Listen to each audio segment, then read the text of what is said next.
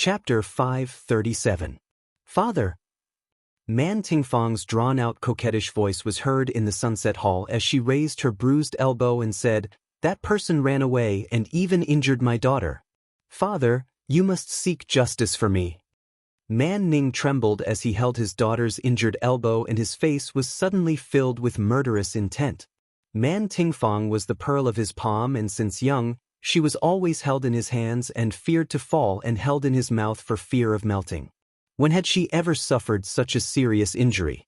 Suddenly, Man Ning gritted his teeth and said, "Scoundrel, who is it that injured my Fanger to this state? Sunset Army Cavalry, prepare to assemble. Kill him." "Father." Man Tingfang anxiously stomped her feet and said, "Daughter did not ask you to kill him. I only asked you to capture him back, then what?" Man Ning was confused. Then, Man Tingfang's face was flushed red as she said, "Then according to the agreement of the Tianshu conference, my engagement with him, what did you say?" Man Ning's body trembled. The first place of the Tianshu conference, the Li Residence's guard, ran away? Yes, he ran away with the second place, Lin Yin. How can this be? Man Ning flew into a rage as the fats on his fat body trembled. "Someone, immediately send an order to Marshal Ding Shi to send out the army to search for those two people. Send a letter to inform the steel walls to investigate these two people. We must not let the Li Residence's inner courtyard, who holds the Earth Book, leave the swift White Province. He is my man." Yes, Margaret. The steel walls had long been reopened, and there was an endless stream of merchants coming and going. Before the Marquis of the Sunset Sun's letter arrived, Lin Muyu and Qin Yin had already arrived at the steel walls and easily crossed the city walls as merchants. Just as Lin Muyu and Qin Yin crossed the steel walls, suddenly a captaincy on the wall raised his spear and shouted, "The two of you, stop right there and turn back." How could Lin Muyu turn back? She pulled Taksha's reins and smiled. "Xiao Yin, leave at full speed." "All right." Qin Yin readily agreed. The two warhorses galloped away, and Captaincy, who was on the city wall, had a furious expression. "These two people are the first and second place of the Heavenly Book Conference. Men, get on your horses immediately and capture them. Ding San will never let such talents leave Sunset City." The sound of horse hooves could be heard from behind. The Iha Kingdom had already sent out quite a number of light cavalry. Moreover, there was the sound of eagle cries coming from the sky. These must be the falcons that the Iha Kingdom had raised for hunting and tracking. "Oh no, we might not be able to escape," Qin Yin said worriedly. "I won't." Lin Muyu smiled confidently. She patted the dark steel bracer on her right wrist and said, "Have you forgotten that we have a superb heavenly book? Now it's time to see the power of a superb heavenly book." As she spoke, she activated the power of the heavenly book with a thought. A khaki-colored power of the heavens and earth descended from the sky and shone on Lin Muyu's bracer. The next moment, as Lin Muyu activated her thoughts, the sky suddenly turned blood red. Immediately, a fiery red rain began to fall. However, it was not cold rain, but a scorching rain of fire. The boiling lava acted as the rain and sizzled as it fell on the ground. Flames rose tens of meters into the air, directly sealing off the area of a few hundred meters outside the steel gate. "Oh my God!" On the city wall, the captaincy insignia on Ding San's collar was illuminated by the fiery red light. He said in shock, Is that the power of a superb heavenly book? How terrifying! Men, don't chase after him. This person has no intention of staying in Sunset City.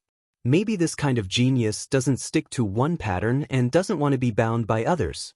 The chilly arch at the side murmured, "Then, General, what about Marshal Ding's order? This is a mission that we can't complete. There's no other way. Send out a letter and order Fire Moon City, Star End City, Red Soil City and other cities to send out scouts. Capture him if you can." Looking at the raging flames behind her, Lin Muyu couldn't help but laugh out loud. The power of the heavenly book was indeed extraordinary. A superb heavenly book could actually cause disaster in a radius of nearly 300 meters. If it was a heavenly book, It might be able to cause a fire attack in a radius of 1 to 2 miles. It could be imagined that if both sides were in a battle formation and the other side suddenly used a heavenly book with the power of a heavenly book, the result would be unimaginable. Just imagine what would happen if a fire god destroyer fell into the Qinquan battle formation of tens of thousands of pure steel armors. Thinking of this, Lin Muyu couldn't help but feel a little heavy. After thinking for a while, she couldn't help but take out the white cloth that Ling Shu had left for her. This white cloth was a heavenly book of the law of space. This heavenly book could very likely summon the golden protective wall that Ling Shu had used before. The huge protective wall could protect the people within the range from harm. Perhaps to resist the destructive heavenly book, this kind of protective wall was needed. It seemed like she had to learn the heavenly book of the law of space. Only those who could plan ahead and make good decisions would be able to win the battle of the heavenly book in the future. In order to reunite the empire, Lin Muyu could be said to have put in a lot of effort. The two warhorses galloped quickly in the direction of Star-Piercing City. Ever since the Battle of the Wildfire Plains drowned the demon race's Qianfeng army, the demon race was forced to leave the humans' territory step by step. Dozens of cities in the northern border of the Swift White Province were also recovered, and Star-Piercing City once again showed signs of prosperity. Looking from afar, one could see an endless stream of commoners and merchants entering and leaving the city. "Are we going into the city?" Qinin smiled. It was currently winter, and the cold wind caused her black hair to sway. "No need." Lin Muyu shook her head and said, "We're only a day's journey away from Black Pine Pass, so let's not rest anymore. Xiao Yin, I'll have to trouble you. Once we reach Black Pine Pass tonight, we'll be safe. At least we won't be threatened by the Iha nation anymore." Not long after, heavy snow began to fall from the sky. It was simply one disaster after another, but fortunately, Lin Muyu and Qin Yin had enough clothes on them. They only needed to wrap themselves in a leather robe and they could continue their journey. With the cover of the snow, they believed that the Iha nation's soldiers would not be able to catch up to them. They only needed to follow the Iha nation's official road to the north and they would be able to reach Black Pine Pass. Until late at night, the two warhorses were so tired that they were snorting in the snow. However, not far ahead was the Qinling Mountains, and they could even see the lights of Black Pine Pass swaying in the wind and snow. "We're almost there." Qin Yin was a little happy. After running for so long, she was already extremely tired. Lin Muyu brushed the snow off her shoulders and felt the cold wind blowing on her face like a knife.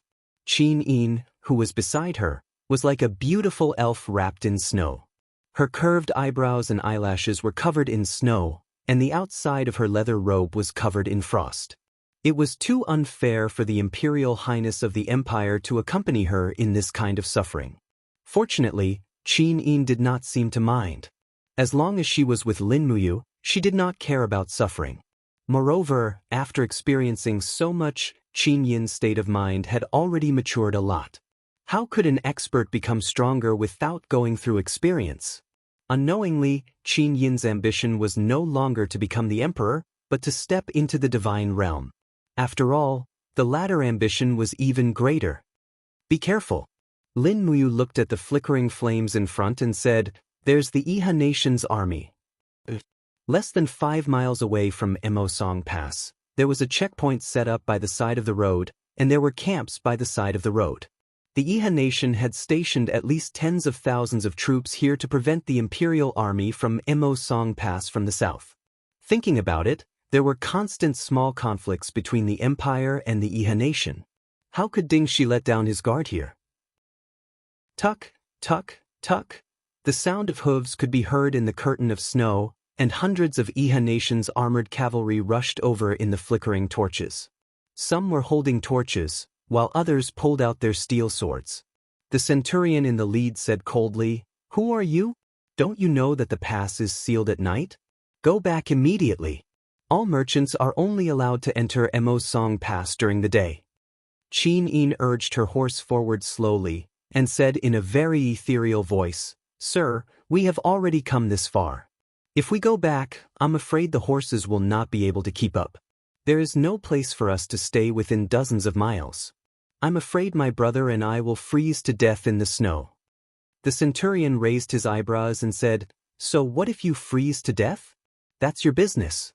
Anyway, this place has entered the night martial law. You two go back immediately, or you will be killed. Is that so? Lin Muyu urged her horse forward slowly and suddenly raised her palm. Immediately, the king's fighting flame soared, and an invisible domain pressed down. The group of Iha nation's armored cavalry stood there dumbfounded, unable to move. All right, let's go. Lin Muyu smiled.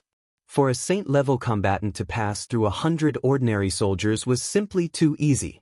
Takshu let out a long neigh and galloped forward. Lin Muyu raised his hand and pulled out his star's sword. He easily split the staghorn wood that served as a roadblock into two, and disappeared into the curtain of snow with Qin Yin.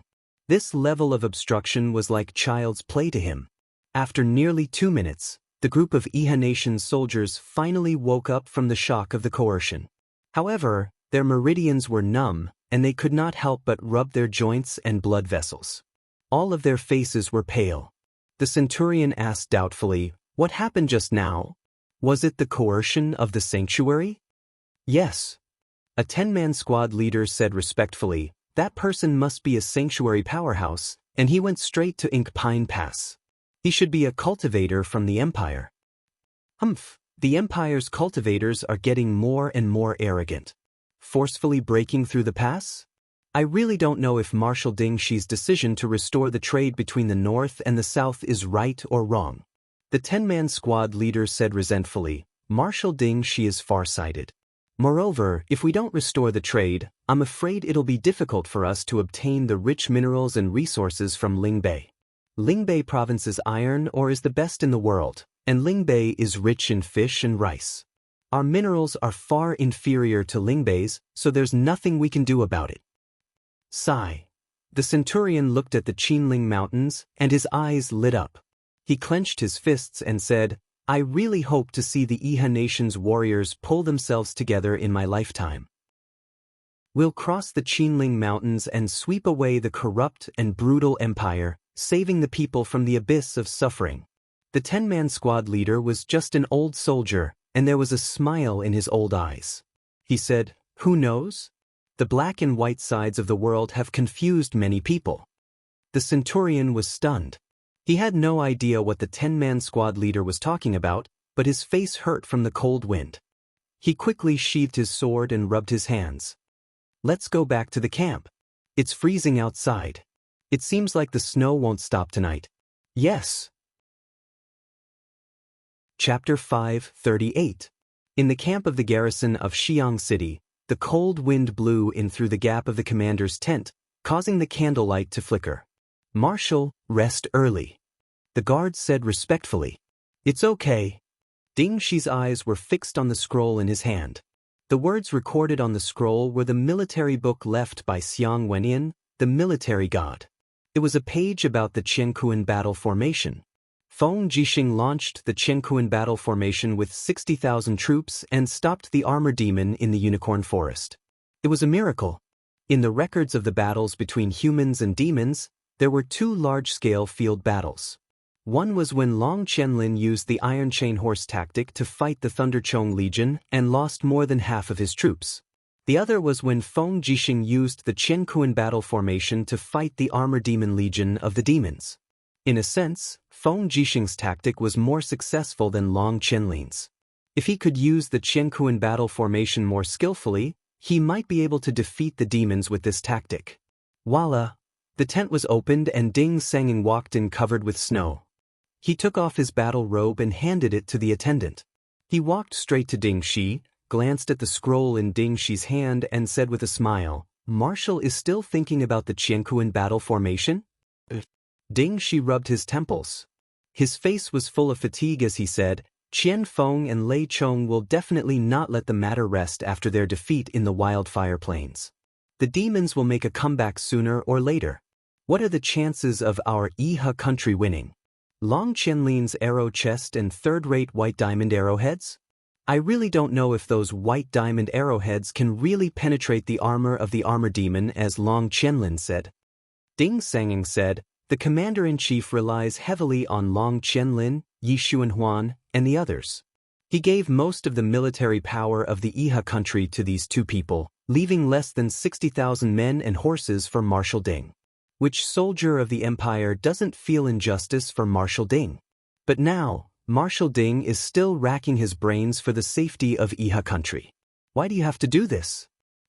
I, Ding Shi, am not a narrow-minded person. Commander weakening my military power must have its uses, but Commander still left 60,000 troops for me. This is enough. Third watch, after this heavy snow stops, reorganize the troops. I want to drill them in the Qiankuan battle formation. Yes, Marshal. By the way, have you chased after the champion of the Heavenly Book Conference? No. Ding San felt even more helpless as he said, this general really doesn't understand. This young master of the Heavenly Tome Conference's champion had the opportunity to marry the incomparably beautiful young lady Man Tingfang, so why did he refuse? Ding Shi couldn't help but laugh. Third Miss has always been unruly and willful. Perhaps there is a reason why she ran away. Anyway, if it were me, I would also run away, Ding Sanging sat down and said, Commander Ding, you're still in the mood to joke around here. We didn't manage to chase down the champion of the Heavenly Book Gathering and let such a talent escape. The Sunset Marquis will definitely blame us. Commander Ding, you'd better think about how to deal with the Marquis. Deal with the Marquis? Ding Shi laughed. The generals of Sunset City are all pot-bellied and mediocre. After the Battle of Lanyan City, they've long lost their will to fight and only know how to enjoy themselves. In the entire Swift White Province, if I, Ding Shi, don't lead troops, who will? Don't worry, the Marquis won't do anything to me. Third watch, how did the champion in second place escape? Logically speaking, the light cavalry stationed within the steel walls are all top-notch horses. There's no reason they couldn't catch up. Ding San cupped his fists and said, just as we were about to give chase, the champion used the top-quality earth tome he had just carved and activated the power of heaven and earth. Nearly 300 meters of fire rain blocked the exit of the steel walls, so we had no way of giving chase. A 300-meter range of fire rain? Ding Shi couldn't help but be stunned. How is that possible? I've seen the people of Northern Qi use the Heavenly Tome. That time, the middle-quality earth tome only summoned a 20-meter range of fire rain. Although his top-quality earth tome is strong, it shouldn't be that much stronger, right? I don't know. Ding Shi clenched his fists and said, for such a talent to leave Swift White Province is truly a pity. Send more people out to search. Let's hope he'll change his mind and be willing to marry the third Mississippi. In truth, there's nothing wrong with the third Miss, just that her temper is bad. Her character and knowledge are both good, and she's fresh and beautiful. This Li Manor Protector is really too confusing. Could it be, because he once offended the second son of Northern Qi, he fled to escape punishment? That shouldn't be. Ding San sat there on his knees, not knowing how to interrupt. He just looked at Ding Shi and muttered to himself. At Ink Pine Pass, the curtain of snow blocked one's line of sight. Visibility was no more than 50 meters, but when Lin Muyu and Qin Yin arrived at the gates, there were still people above who saw them. A general raised a long knife and asked, Who are you, old man? Ink Pine Pass is under martial law at night. No one is allowed to enter. Please return. Lin Muyu walked forward and took out her general's token from her bosom. She held it high and said, Look at this, then decide if you want to open the gates and let us in. The general raised his torch and looked at it from afar. He saw that the golden token glowed with a golden light, but he couldn't see the words clearly. But looking at the shape, it was indeed the token of an imperial general. Immediately his whole body trembled. He said to the guards beside him, Take a few dozen people with me to take a look. This person looks like he's no ordinary person. Yes, General. A few minutes later, the iron gates opened with a creak. The cold wind outside immediately poured into the pass, and a group of imperial soldiers walked out. The centurion walked forward respectfully and took a look at Lin Muyu's token. Immediately, he was scared out of his wits. He quickly knelt on one knee and saluted, saying, This general greets Commander Yu. Commander Yu? The group of Imperial soldiers was dumbfounded. They looked at each other and quickly understood. Within the Empire, there was only one person who could be called Commander Yu, and that was Lin Muyu, who had defeated the Qianfeng Corps in the Wildfire Plains. She was an Imperial general who was on the same level as Feng Jixing. Very soon, the group of soldiers knelt down one after another. The snow on the ground melted a little and immediately wet their knees. Lin Muyu raised her hand. Get up, don't stand on ceremony. Let's enter the pass first. Arrange 2 warm rooms for me and have someone make some delicious food. Understood? Yes, Commander. The centurion stood up, but his gaze fell on Qin Yin, who was beside Lin Muyu. Under the illumination of the torch, this young lady was very beautiful, and her identity was obvious. Everyone knew who Lin Muyu was. If this young lady wasn't the princess of the 7 seas, Tang Xiaoxi, then she should be the current empress.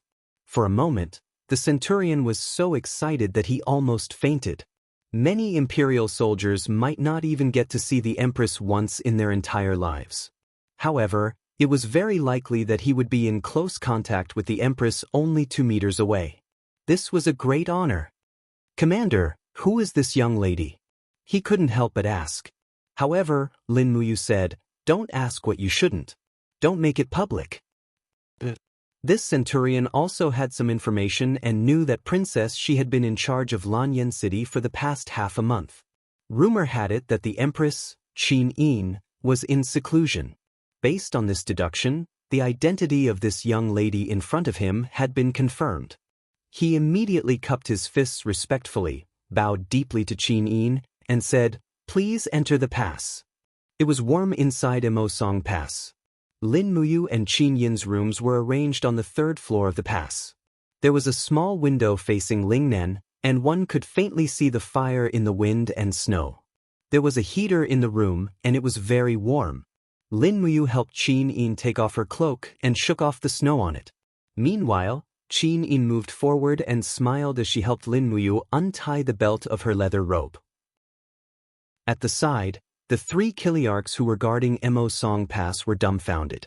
They had already guessed Qin Yin's identity, so they didn't dare to say anything in the face of such a heartless display of affection and could only endure it. After Lin Muyu sat down, she glanced at their military insignia. There was a small insignia of Qihai City below it. This group of people were all generals under Tang Lan. It seemed that the defensive line around the Qinling Mountains was once again under Tang Lan's control. This couldn't be helped. After all, Lin Muyu had only joined the Imperial Army for 4 to 5 years, while Tang Lan had been in control of the army for as long as 40 years. This kind of accumulation of deep roots couldn't be changed in a short period of time. After asking a few questions about the defense of Emosong Pass, Lin Muyu ordered them to leave and not to wait on her. Then they ate the food that the soldiers brought. It was very delicious, and they didn't dare to be negligent. There was meat and vegetables for this meal. Presumably, to the soldiers, being able to eat such a meal was no different from celebrating a festival. The snow stopped the next day, but at a glance, thousands of miles of mountains and rivers were covered in snow. It was a very magnificent sight. After Lin Muyu and Qin Yin finished breakfast, they prepared to set off. Qin Yin changed into a snow-white leather robe embroidered with a faint golden-purple flower pattern. Immediately, there was a huge change in her aura. As for Lin Muyu, he wore the white robe of the Imperial Army, which made the group of soldiers once again confirm his identity. There were 500 cavalrymen from Emosong Pass to escort them back to Lanyan City, so that they could take care of each other along the way. Lin Muyu had a pile of treasures in her arms, so she had to be careful. When they passed by Bugu City, she mobilized 500 cavalrymen, and when they passed by Coldstar City, she mobilized another 1,000 cavalrymen. When they entered the North Ridge province 2 days later, she already had an army of 3,000 cavalrymen. As for this army, Lin Muyu didn't want to return it. Instead, she asked Qin Yin to directly leave an imperial edict, and these 3,000 cavalrymen were directly added to the Dragon Guard battalion and handed over to Wei Chou for training. On one hand, it could weaken Tang Lan's forces in the Earth Star province, and on the other hand, it could slightly strengthen the Dragon Guard battalion. Chapter 539. After returning to Lanyan City, the first thing Lin Muyu did was to write down a complete volume of the divine tomes of the laws of fire, wind, lightning, and life based on her memory. However, there was only one volume, and it was kept by Tang Xiaoxi. Qin Yin and Tang Xiaoxi studied it together. Thus, the inscriptions on the divine tomes of the 8 laws in the heavenly tome forest were all under the control of the Zetian Palace. In the 3 days after returning to Lanyan City, Lin Muyu tried many times to write a divine tome, but she failed again and again. The key to writing a book was related to one's state of mind, but not every inscription could draw upon the power of heaven and earth. In 3 days, Lin Muyu inscribed nearly 20 tool embryos, but only 2 books were completed. One was a middle-grade earth book, and the other was a high-grade earth book. The rest were all failures. On the other hand, Qin Yin had completed 3 books, 1 low-grade earth book and 2 top-grade spiritual books. This made Tang Xiaoxi extremely envious. After a trip to the heavenly tome forest, Qin Yin's cultivation in heavenly tomes was already firmly above Tang Xiaoxi's. In the afternoon, Jin Xiaotang appeared in the Valiant Dragon Legion's camp. She was dressed in a beautiful green robe, and when her gaze fell on the embryos in front of Lin Muyu, she could not help but light up with joy. Wow, is this a high-grade earth book? This is a middle-grade earth book, and there's also a low-grade earth book. Are these two embryos top-grade spiritual books? Oh my God, were all these divine tomes written by Brother Yu? Jin Xiaotang was overjoyed. Not all of them. Lin Muyu did not tell her that 3 of them were written by Empress Qin Yin. After all, this was too shocking. It was too early for news that Empress Qin Yin was well-versed in the law of light to spread. She said, only 2 were written by me, and the rest were written by my friends. Xiaoying, how much can these divine tomes sell for? I'm not sure about the others, but this high-grade wind law tome should be worth at least this much. She extended her index finger. 10 million? Lin Muyu was overjoyed. Can you really sell it for that much? Maybe more expensive. Jin Xiaotang said, up until now, very few of the masters in the Heavenly Tome Pavilion have been able to write an upper-tier earth tome. This upper-tier earth tome is probably the most powerful heavenly tome in Lanyan City. Brother Yu, are you sure you want to sell this book? Lin Muyu muttered to herself for a moment. She thought about how powerful the earth tome was. If it were to fall into the hands of a thief, the consequences would be unthinkable. She said, I'm not selling it. It's just a display item to increase the Chamber of Commerce's popularity. All right. Jin Xiaotang readily agreed. Lin Muyu smiled. In the future, don't sell the tomes of heaven that I write that are above the level of earthly tomes. They are only for display. When there's a war in the future, you have to return all of them to me. These tomes of heaven are for killing, not for display. Yes, Xiaotang knows. Does Big Brother you still want to engrave it? Of course. Lin Muyu had a card up her sleeve. Her attainments in engraving seemed to be above the heavenly tome. Furthermore, engraving was a passive ability, so it was not impossible to use it to earn money. Perhaps she could only rely on engraving to earn money in the future. The next day, Heavenly Tome Pavilion. What?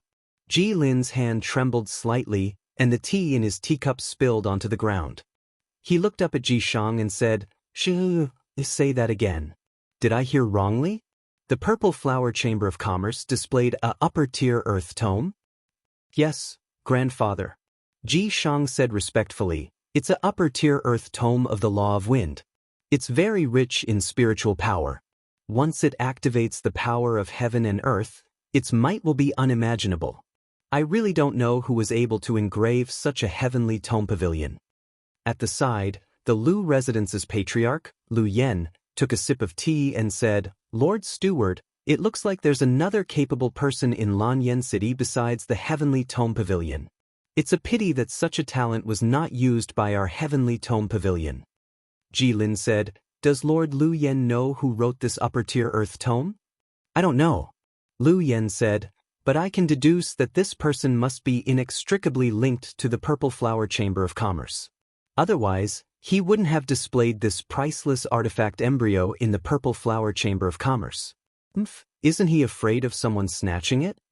Ji Shang said, Lord Lu Yen might not know this, but the Purple Flower Chamber of Commerce has at least 200 divine temple experts guarding it. Let alone snatching it, they can't even take a glance at it. Lu Yen stroked his white beard and said, Steward Ji Lin, the waters of Lanyan City's heavenly tome realm are getting murkier and murkier. I'm afraid this isn't a good thing. It's obvious that someone wants to establish a faction outside of the heavenly tome pavilion. If we don't handle this matter properly, I'm afraid that the heavenly tome pavilion will fall out of favor with Her Highness.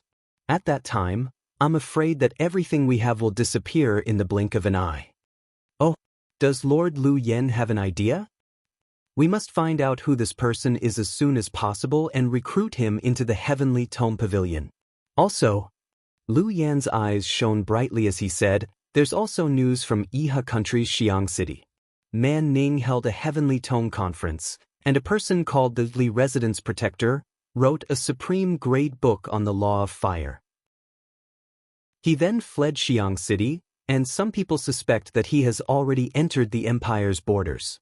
If Lord Steward can find this Li Residence Protector and invite him to join the Heavenly Tome Pavilion with great rewards and status, then Her Highness will value our Heavenly Tome Pavilion even more, right? Ji Lin slowly nodded. What Lord Lu Yen said is extremely correct. I'll immediately send people to investigate and find this Li Residence Protector and have him work for us. Alright, then this old man wishes Lord Steward success in advance. Oh, Lord Lu Yen is too polite. At dusk, the setting sun shone on the pavilions of the spiritual medicine department like fire. Inside the pavilion, there was a small table filled with delicacies. There was also a pot of boiling rock mutton. Chu Yao had a happy expression as she looked at Lin Muyu and Tang Xiaoxi with a grin, saying, I haven't seen you for a long time, where did he go to cultivate? Lin Muyu said, he went to Lingnan. Chu Yao blinked her starry eyes and did not ask further, smiling, looks like Yu's cultivation should have improved quite a bit. Lin Muyu looked at Chu Yao and said, on the other hand, big sister Chu Yao, how is your imperial sword technique?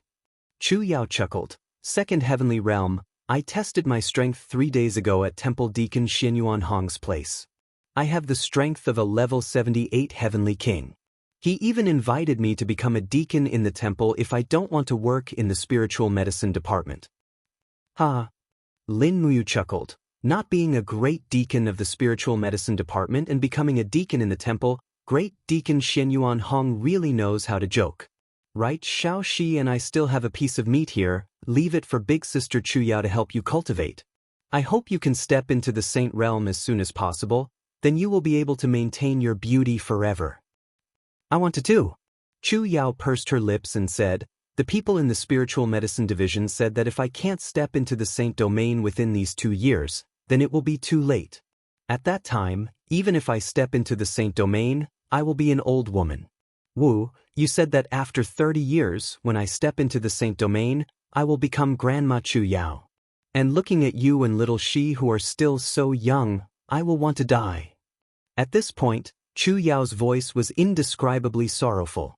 Lin Muyu could not help but smile. No, Xiao Shi and I will not watch you grow old.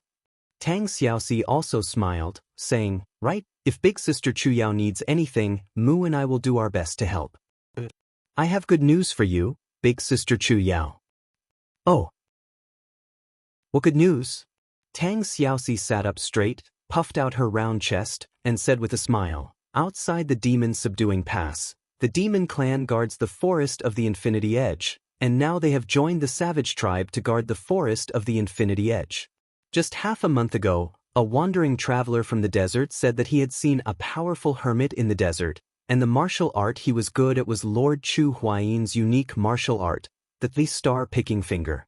So half a month ago, I entrusted the demon clan to look for this hermit, bringing a large sum of money and a sword used by Lord Chu Huayin as a keepsake, hoping to find the mental cultivation method of the star-picking finger from him. As she said this, Tang Xiaoxi paused for a moment and then said with a smile, the star-picking finger is a unique martial art, and the mental cultivation method naturally has its own marvelous aspects. If Big Sister Chu Yao can learn the star picking finger, I believe it will not be a problem for you to step into the saint realm in 1 or 2 years. Big Brother's star picking finger. Chu Yao was slightly absent-minded, and then she raised her head and said gratefully, if Big Sister Xiao she can find the mental cultivation method of the star picking finger, Chu Yao will be eternally grateful, and the star picking finger will definitely become the unique martial art of the Chu clan, passed down from generation to generation. Tang Xiaoxi couldn't help but laugh. Good, that's for sure. Suddenly, she seemed to think of something and said with a smile, passed down from generation to generation of the Chu clan? It seems that Big Sister Chu Yao has already found a man to marry, right?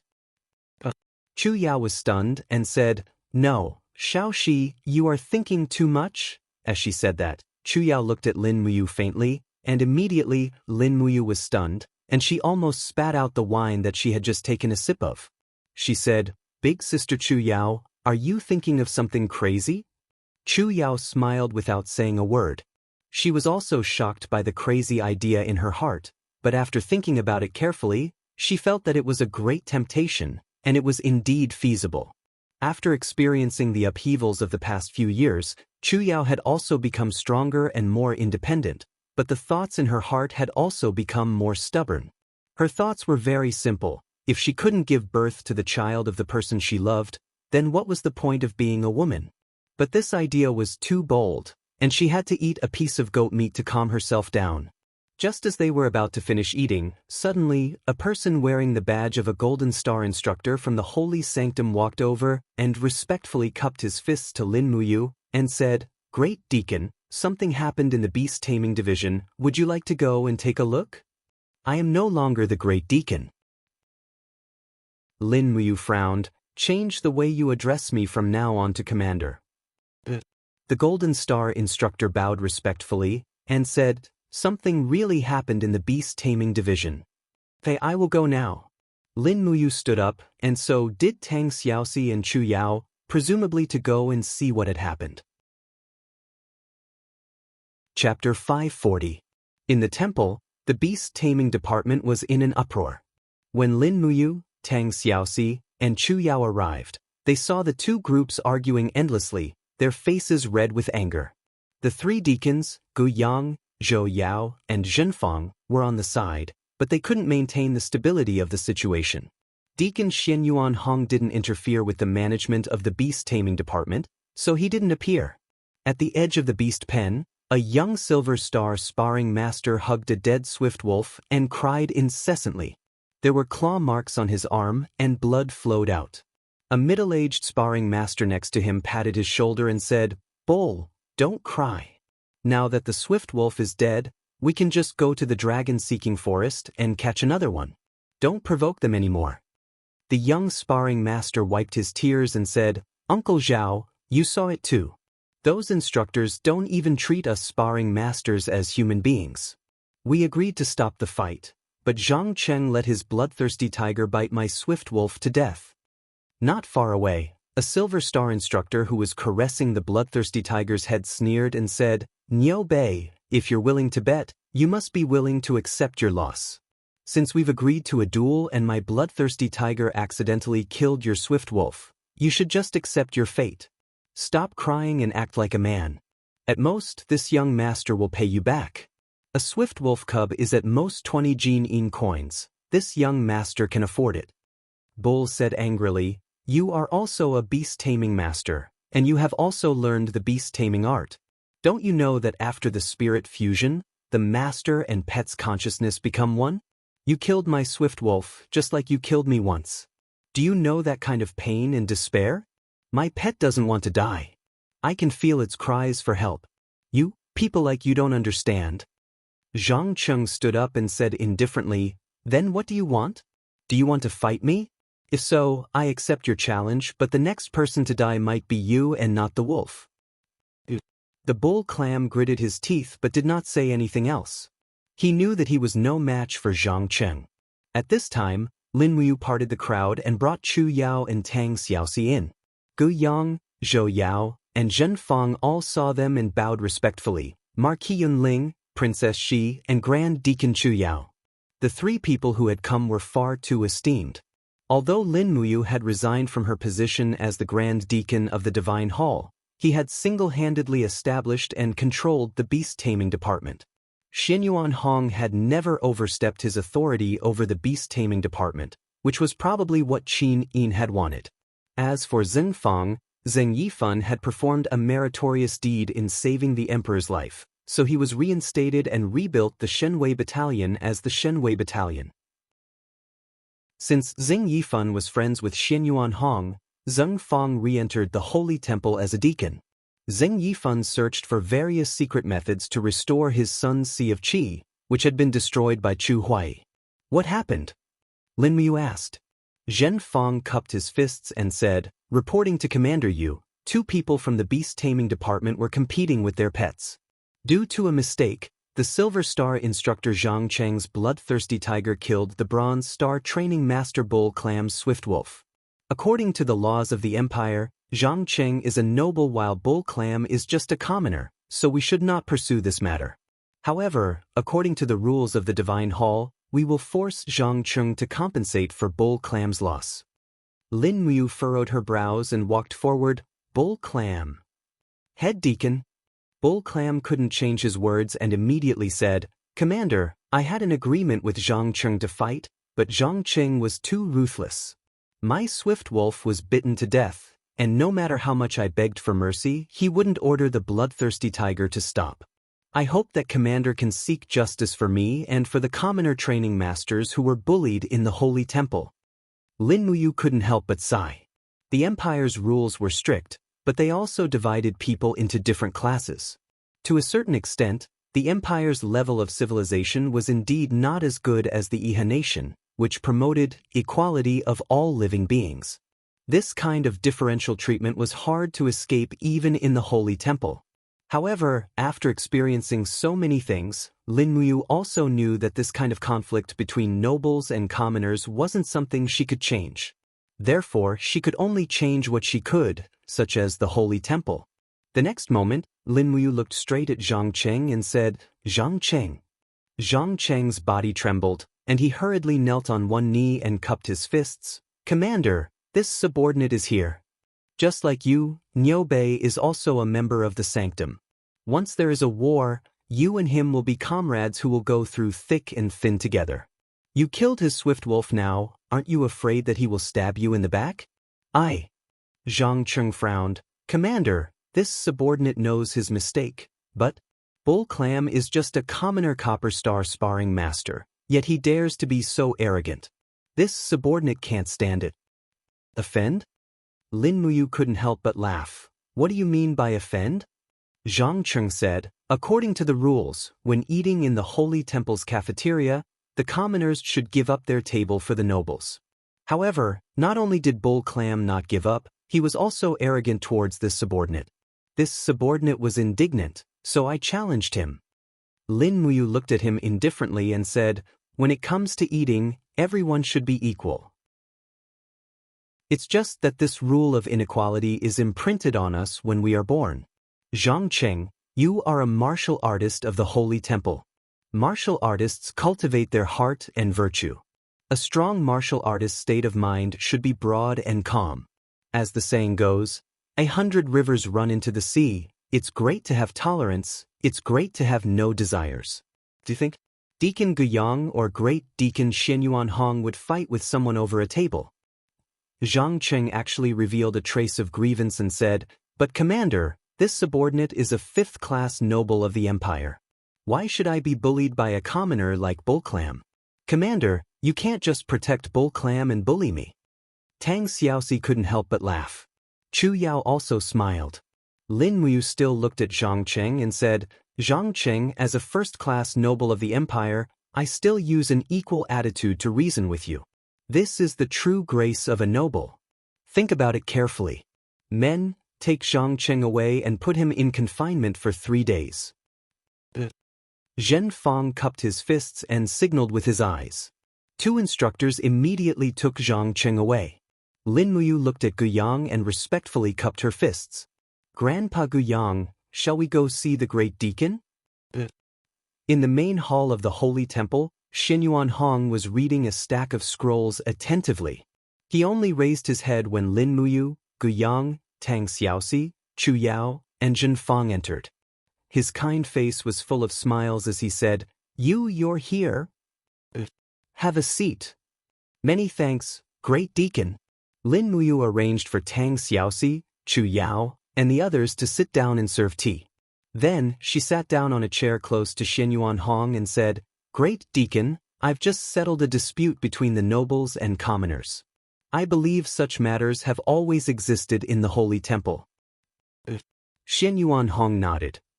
The Holy Temple has been established for nearly 10,000 years and has left behind many bad habits. Not to mention the Holy Temple, there are many bad habits in the entire empire. However, these need to be changed. After all, the upper echelons of the empire are still decided by the nobles. We can't rush for quick results. I know.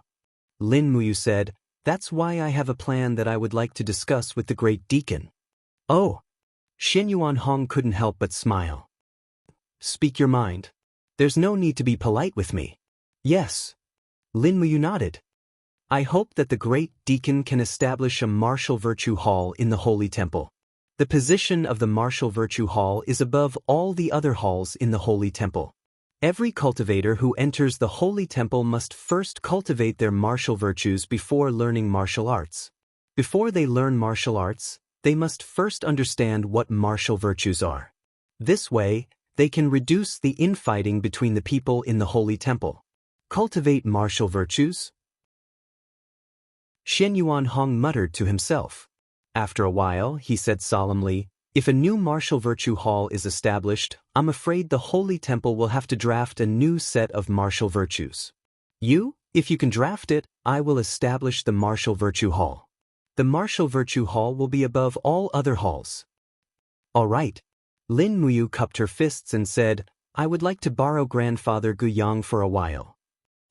Grandfather Gu Yang is an honest and virtuous person. With his assistance, I should be able to get twice the results with half the effort. Good. Xinyuan Hong smiled. Deacon Gu Yang, I'll leave it to you to assist you. Yes, Great Deacon. After exiting the Grand Hall, Gu Yang said helplessly, You forced me to do something beyond my abilities. I, Gu Yang, have lived a mediocre life. How would I know what martial virtues are? Lin Muyu turned around and held Gu Yang's hands with a smile. Grandfather Gu Yang, you're too modest. Why did Great Deacon Lei Hong give you such a heavy responsibility? It's not because of your extraordinary martial arts cultivation, but because Grandfather Gu Yang is calm, generous, and open-minded. I won't say anything more about the martial virtues of the Holy Temple. I'll leave it all to you, Grandfather Gu Yang. Gu Yang was taken aback. He had lived a mediocre life and was always wise to protect himself. He didn't expect Lin Muyu to praise him like this. Zhen Fang cupped his fists and said, Deacon Gu Yang is a modest person. You're the most suitable person to cultivate martial virtues. Tang Xiaoxi smiled and said, Grandpa Gu Yang, you don't have to decline anymore. You also know that Mumu is busy with military affairs all day long and has to cultivate.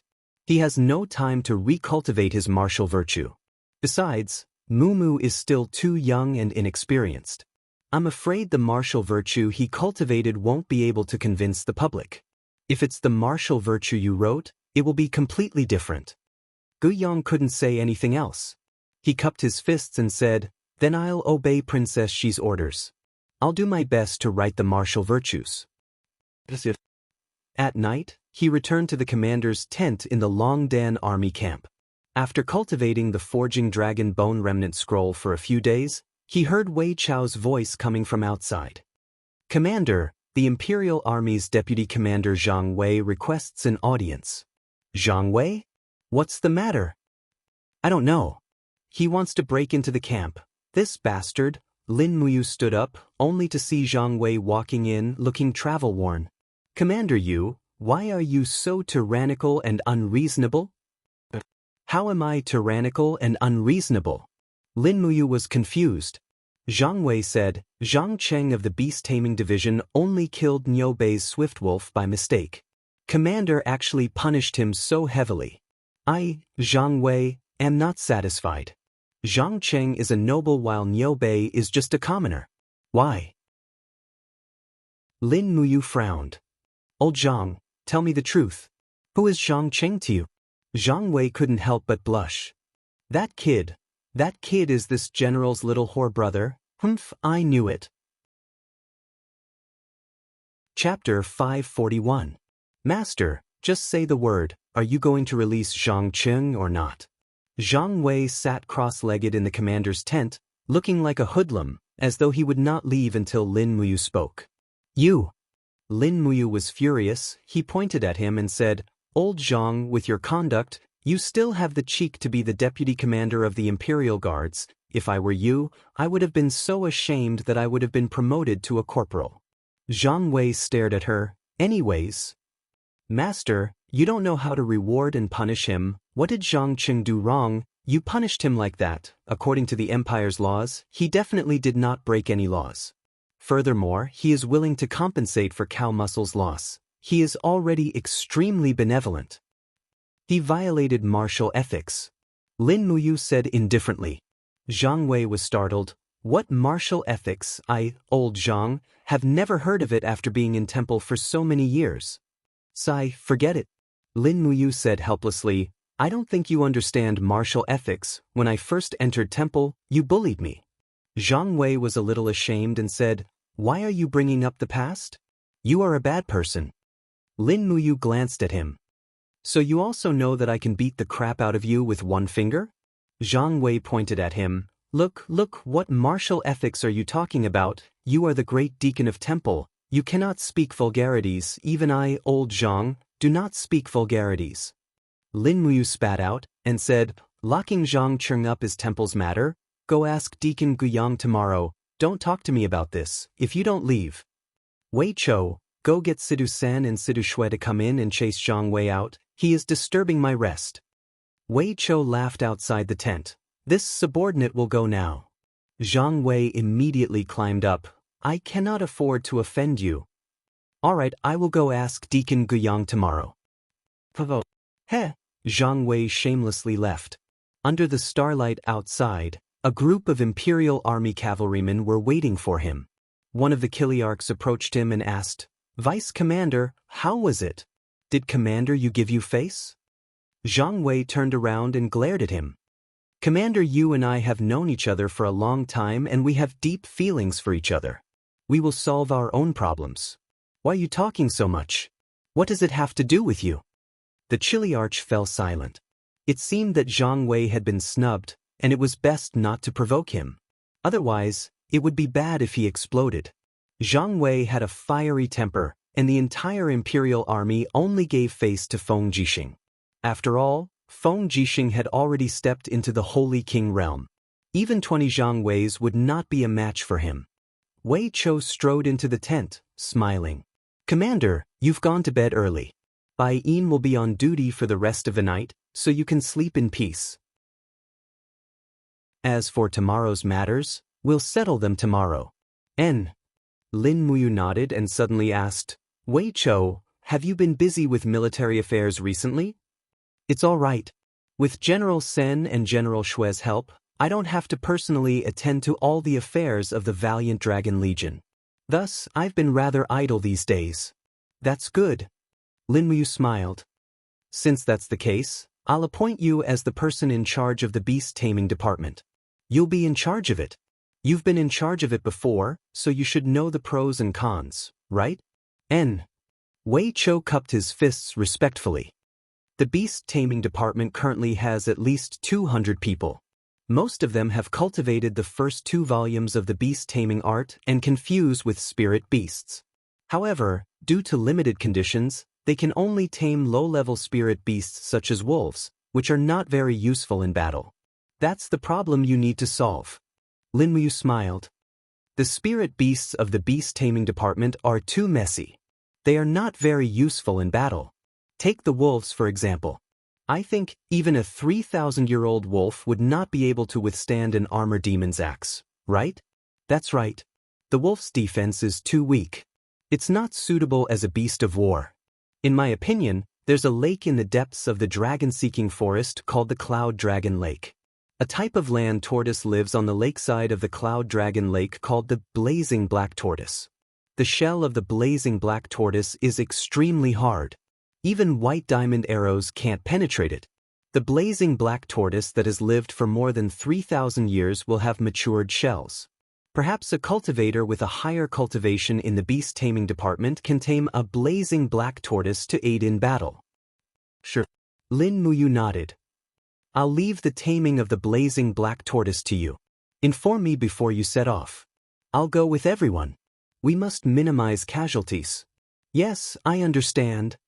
The next morning, the bell in the Divine Temple reverberated. It was the bell for the Divine Temple's staff to assemble in the morning. More than 1,000 Divine Temple staff stood in great numbers in the huge Divine Temple square. Lin Muyu, Xin Yuan Hong, and other important higher-ups were also present. Gu Yang held a scroll in his hand and read out the rules of the martial virtues after the establishment of the Martial Virtue Hall. There were a total of 8 virtues: benevolence, loyalty, stopping war, facing the abyss, bravery, self-improvement, openness, and humility. Lin Muyu was very satisfied with the 8 great martial virtues. Getting Gu Yang to write the martial virtues was indeed the right choice.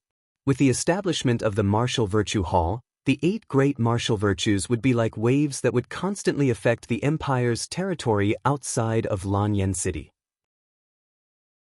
After that, Gu Yang naturally became the first deacon of the Martial Virtue Hall. This was also the result of Lin Muyu's recommendation. After all, if Gu Yang could not do it, he could only do it. To be honest, Lin Muyu did not have much time to waste in the Martial Virtue Hall. In the afternoon, he brought Bai Yin and the other guards to the Zine Flower Merchant Guild. Naturally, it was still Jin Xiaotang who personally welcomed him. Today, Jin Xiaotang was wearing a light pink dress. She was delicate and beautiful, and her youthful appearance was truly enchanting. She gracefully walked forward and said with a smile, "Brother Yu, what do you want to buy from the Merchant Guild today?" Lin Muyu calculated the items in the Qingkuan pouch and said, "Give me the gems I need for the quarter mark. Also, prepare some dark steel and low-grade dark gold powder." Jin Xiaotang was extremely intelligent and had already guessed some clues. She held onto Lin Muyu's hand and walked out of the small hall. She moved closer to his ear and said, "Indeed, a superb weapon that has both the inscription and the heavenly book will definitely have a sky-high price." Lin Muyu could not help but be speechless. Jin Xiaotang was really too smart. She had guessed his thoughts just like that. That's right. Ever since the heavenly book reappeared, the sales of weapons in the major merchant guilds had reached a bottleneck. The price could no longer go up. Spiritual and mystical grade weapons had basically become weapon embryos. Most of the prices had dropped by at least 50%. At this time, the most sought-after weapons were spiritual and mystical grade weapons that had the inscription or the heavenly book. Therefore, this time, Lin Muyu wanted to make use of his free time to forge in batches. Although the probability of a book being formed was relatively low, once it was formed, it would be a priceless treasure. After more than 2 hours, they had bought a large amount of dark steel, spirit stones, and gems. They were transported back with the help of the horse carriages from the Longdan army camp. In the afternoon, they closed the door with a bang and instructed Bai Yin and Wei Chou not to see anyone else. They were to focus on forging weapons. From afternoon to night, a total of 24 longswords were forged. All of them were mystical grade weapons. Basically, they were mystical grade level 7 to mystical grade level 2. These longswords were highly sought after treasures 5 years ago. However, the market was becoming more and more mature now. Blacksmiths from all over the world had gathered in Lanyan City. In addition, Su Muyun's subordinates, Yuchi Tian, Yuchi Yen, and other members of the Yuchi family were constantly producing mystical-grade weapons. Therefore, the market for mystical-grade weapons had been hyped up. It was no longer as popular as before. The 24 longswords did not have names. They only had numbers 1 to 24. This was Lin Muyu's plan to mass-produce them. Clang. Longsword number 1 was placed on the table. Lin Muyu picked up the carving knife and began to inscribe on the hilt of the sword. Level 5 Dragon Slaying Seal could provide the weapon with the effect of a dragon power attack. This was also the seal with the highest success rate for Lin Muyu's current engraving skills. However, it was extremely difficult to inscribe the complicated dragon slaying seal on the small hilt of the sword. Not long after, the sword was embedded into the dragon heart stone. However, the blade was dull and the engraving was actually broken. Lin Muyu calmed himself down and put the broken sword aside. He could use it as the embryo of the heavenly book later to inscribe again. It was alright. He could not explode in his mind. He could take it slow. As a result, the engraving of the next few weapons was successful. The moment they were embedded into the dragon heart stone, they bloomed with the radiance of the dragon slaying seal.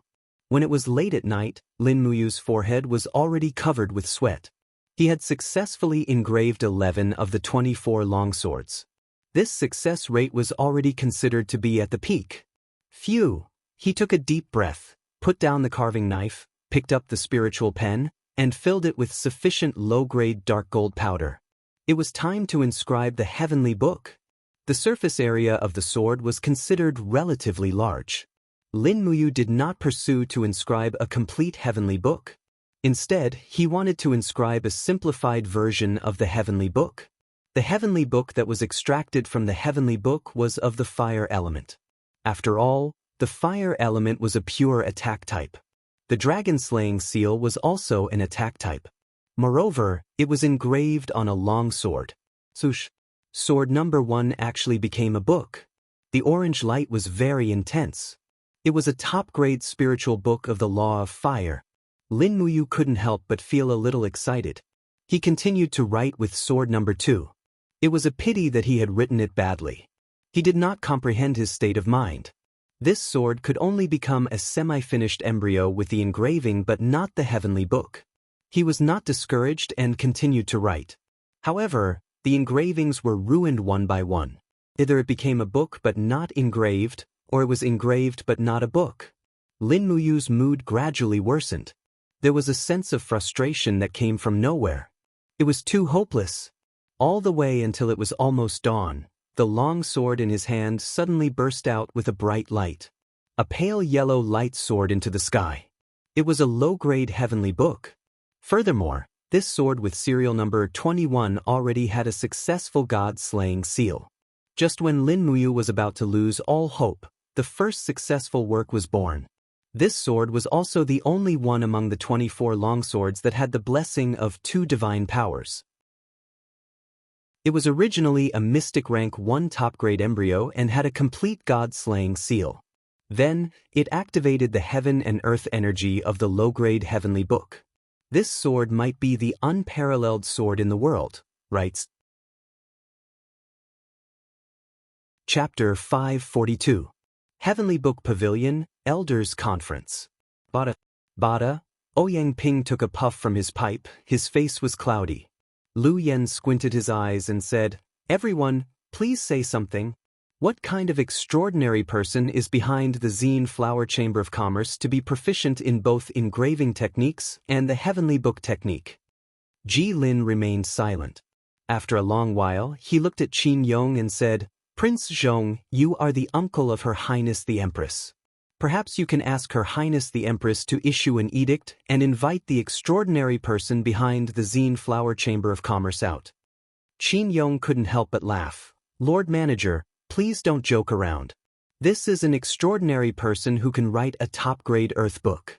Adding on the current possibility, he might also be proficient in engraving techniques. If such an extraordinary person really joins the Heavenly Book Pavilion, do you think Her Highness will promote him to be the new manager? After all, whoever can write a stronger heavenly book will be promoted to manager. This is the agreement when the Heavenly Book Pavilion was established." Ji Lin once again fell into silence. He naturally wasn't willing to give up his position as the number 1 person in the Heavenly Book Pavilion. However, no one in the Empire was able to write a heavenly book technique, and that extraordinary person might be the first person to do so. If that was the case, his position as the manager of the Heavenly Book Pavilion would be in jeopardy. Perhaps, letting this extraordinary person remain a mystery was the best outcome. Beside Lu Yen, Lu Feng cupped his fists and said, "Manager Ji Lin, no matter what, we should think of a way. Otherwise, the Zine Flower Chamber of Commerce's limelight will be completely above our heavenly book pavilion. Where will we put our face?" Ji Lin said, "Young Master Lu Feng is right. I heard that young Master Lu Feng is trying to write a top-grade Earth book, but I don't know if it's true." Lu Feng frowned. "Junior's writing strength is insufficient. I am truly ashamed that I can't write a top-grade Earth book." Lu Ying, who was beside him, said, "Then why don't we go find Jean Xiaotang and ask her who this person is? It's too boring to keep guessing here." Lu Yen hurriedly said, "Don't speak nonsense." Ji Lin took a deep breath, stretched his body, and said, "Everyone, from tomorrow onwards, I will go into seclusion to comprehend the Heavenly Book mantra. The matters of the Heavenly Book Pavilion will be jointly managed by Prince Zhong, Lord Lu Yen, and Lord Ouyang Ping. I hope that everyone can work together and make the Heavenly Book Pavilion the pride of the Empire's Heavenly Book world." "Yes, Lord Steward." In Eagle Nest Mountain, the interior of the mountain was completely dark. In the darkness, one could vaguely see a man with an imposing figure sitting cross-legged on a rock. Streams of dough cheese slowly revolved around his body. The flowing dough cheese seeped into his skin and formed clouds that lingered around him in the blink of an eye. Layers of golden energy pulsated on the surface of his skin. It was an indestructible energy that originated from the unbreakable Vajra profound energy. He slowly let out a sigh of relief and entered a very peaceful state of mind. Suddenly, his spiritual perception flew out of his body and soared into the sky. Beyond the 9 heavens, the sky was filled with golden radiance and dense divine power. Between the spirit mountains, there were images of various Buddhas. The Buddhas did not speak and only put their palms together. In the next moment, Sanskrit chants appeared beside his ears. It was boundlessly auspicious. Feng Jixing couldn't help but lie down in the sky and accept the baptism of the Sanskrit chants. Every inch of his body was bathed in this extremely comfortable Buddhist profound energy. Immortal Sanskrit chants. Finally, Feng Jixing cultivated the Vajra protection divine art to the 6th stage. He could clearly feel the Vajra protection chi on the surface of his body becoming more and more tyrannical and solid. He had already achieved initial success in this divine art. At the very least, he no longer needed to rely on battle armor to protect himself. Moreover, when he was fighting against a powerhouse of the same level, relying on battle armor alone was far from enough. This was also one of the reasons why Feng Jixing was so focused on cultivating the Vajra protection divine art. His cultivation of the Vajra protection divine art had already surpassed that of Lin Muyu. The reason was simple: focus. During this period of time, Feng Jixing had only cultivated the Vajra protection divine art, while Lin Muyu had to cultivate the star arts and dragon forging bone remnant scroll. Knock knock. The sound of knocking came from the stone door. "Who is it?" Feng Jixing slowly opened his eyes. His body was still in a cross-legged position. The strong muscles on his arms and chest were glistening with sweat. Unknowingly, he was already drenched in sweat. Subordinate Luo Yu requests to see the commander. "Come in." Creak. The stone door opened and Luo Yu walked in with a torch. She respectfully knelt on one knee and said, "Commander, you have been cultivating in the mountain for a full 17 days. I know. Has you come back?" "He came back a few days ago." Luo Yu said, "General Feng, there was a letter from Lingdong province. They found new movements of the demon race." "What happened to the demon race?" Feng Jixing raised his eyebrows and asked. "Someone saw Qian Feng commanding the newly formed Armor Demon Legion to train. He prepared heavy battle shields and sharp steel spears for the armor demons. The battle formation they are practicing is somewhat similar to the Qiankuan battle method used by General Feng." "What?" Feng Jixing gasped in disbelief and said, "Qian Feng has only seen the Qiankuan battle method once. Has he learned it?" "I don't know. But I do know that Qian Feng has begun to forge armors for the armor demons to protect the heart, head and other fatal parts of the armor demons. Moreover, a batch of armor demons is sent to Qianfeng almost every day. Our scouts exchanged their lives for the intelligence. Qianfeng has rebuilt at least 50,000 armor demons. A centipede dies but doesn't fall down. Feng Jixing slowly murmured and said, "Have you and His Highness received this news?" "Not yet. Go and tell them immediately that the Empire must strengthen the training of the soldiers. The demon race has not given up their intention to offend us. In addition, immediately send out an order to strengthen the defense of the steel wall. No one knows when the demon race will launch the next attack." "Yes, subordinate understands. Does General Feng still want to continue training?"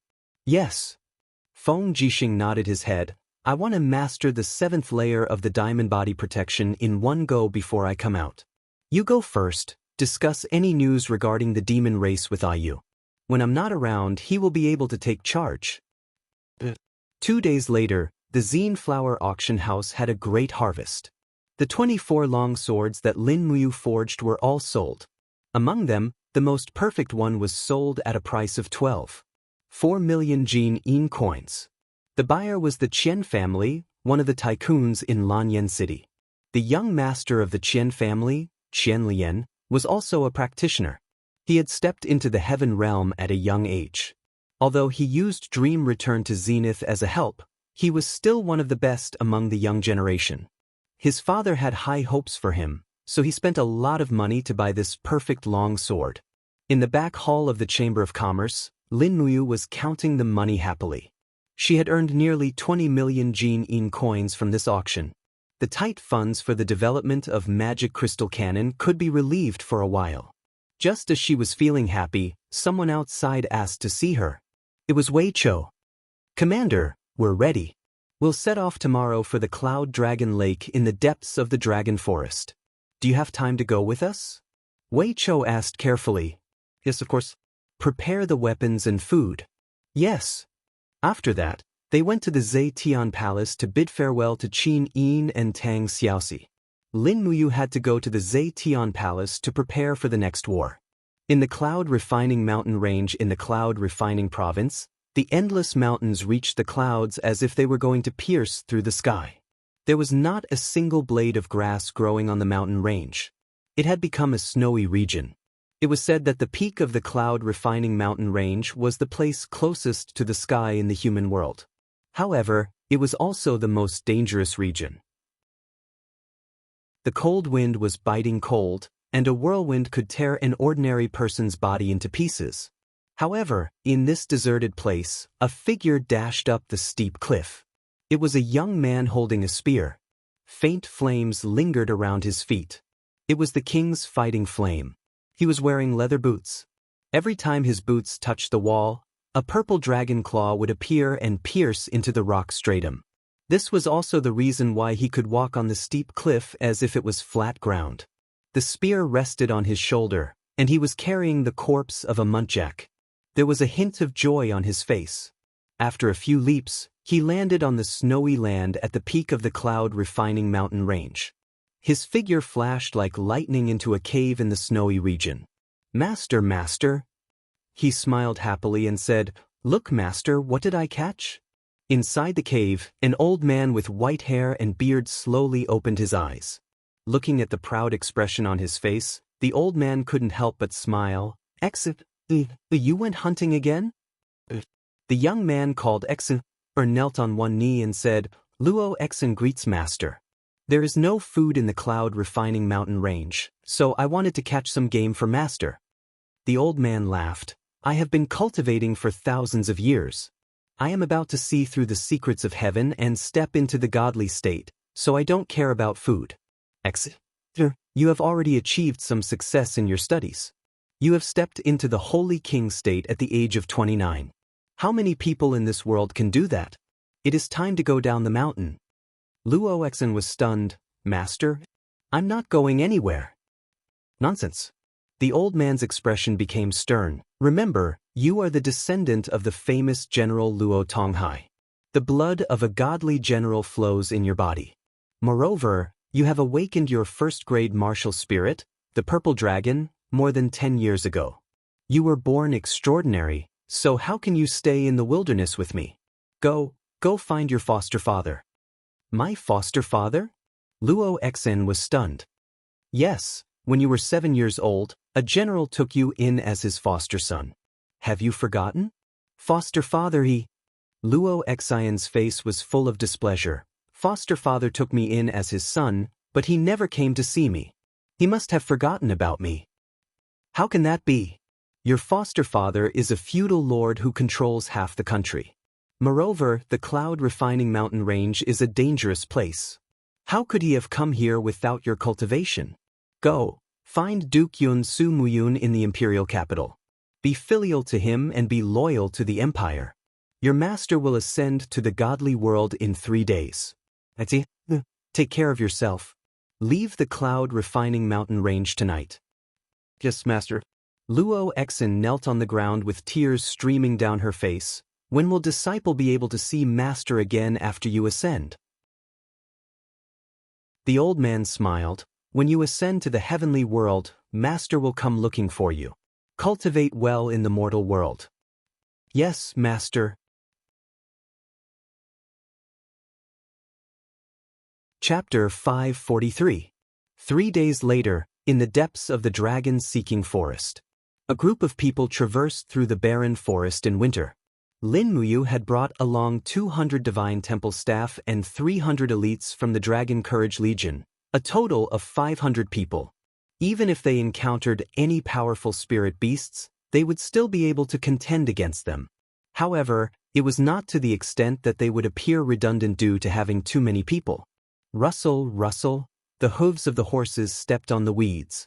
Wei Chou held onto the hilt of his sword as he urged his horse to move alongside Lin Muyu. It's already the 3rd day, and we still haven't found the Cloud Dragon Lake on the map. Sir, could it be that our map is wrong? It's not possible. Lin Muyu shook her head. But the dragon-seeking forest stretches for thousands of miles. It's normal for the map to have an error.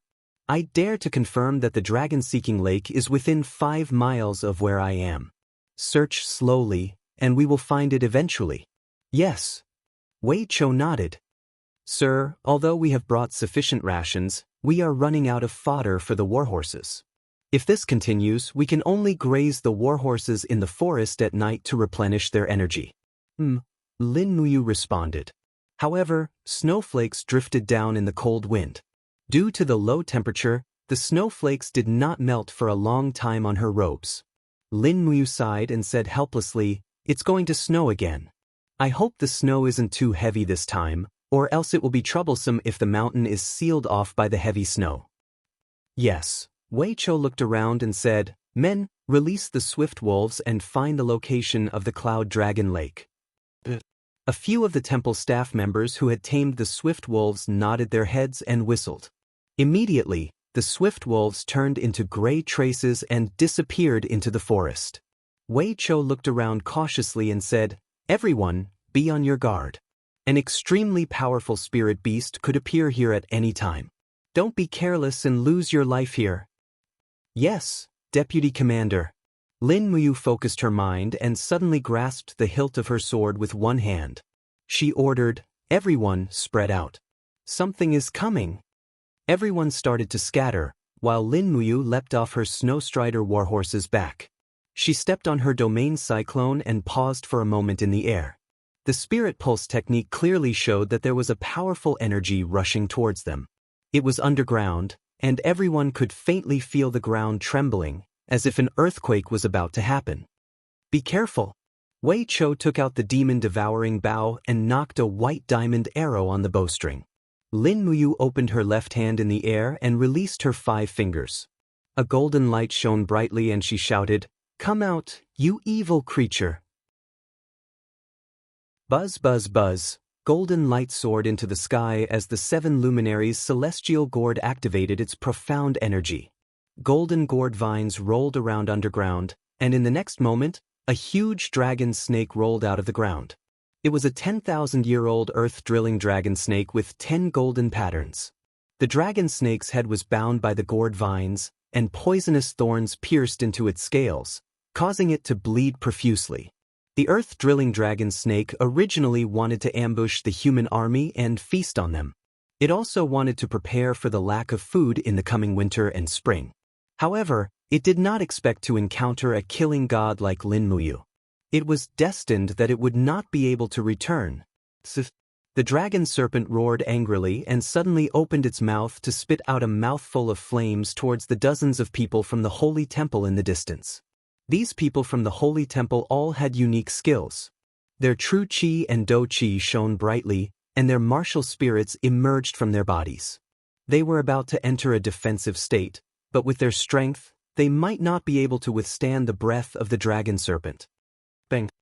Lin Muyu landed heavily on the ground and opened her left hand. The golden dragon blood shield flew up and blocked the breath of the dragon serpent. Without waiting for the dragon serpent to resist, Lin Muyu pounced forward and unsheathed the star's sword.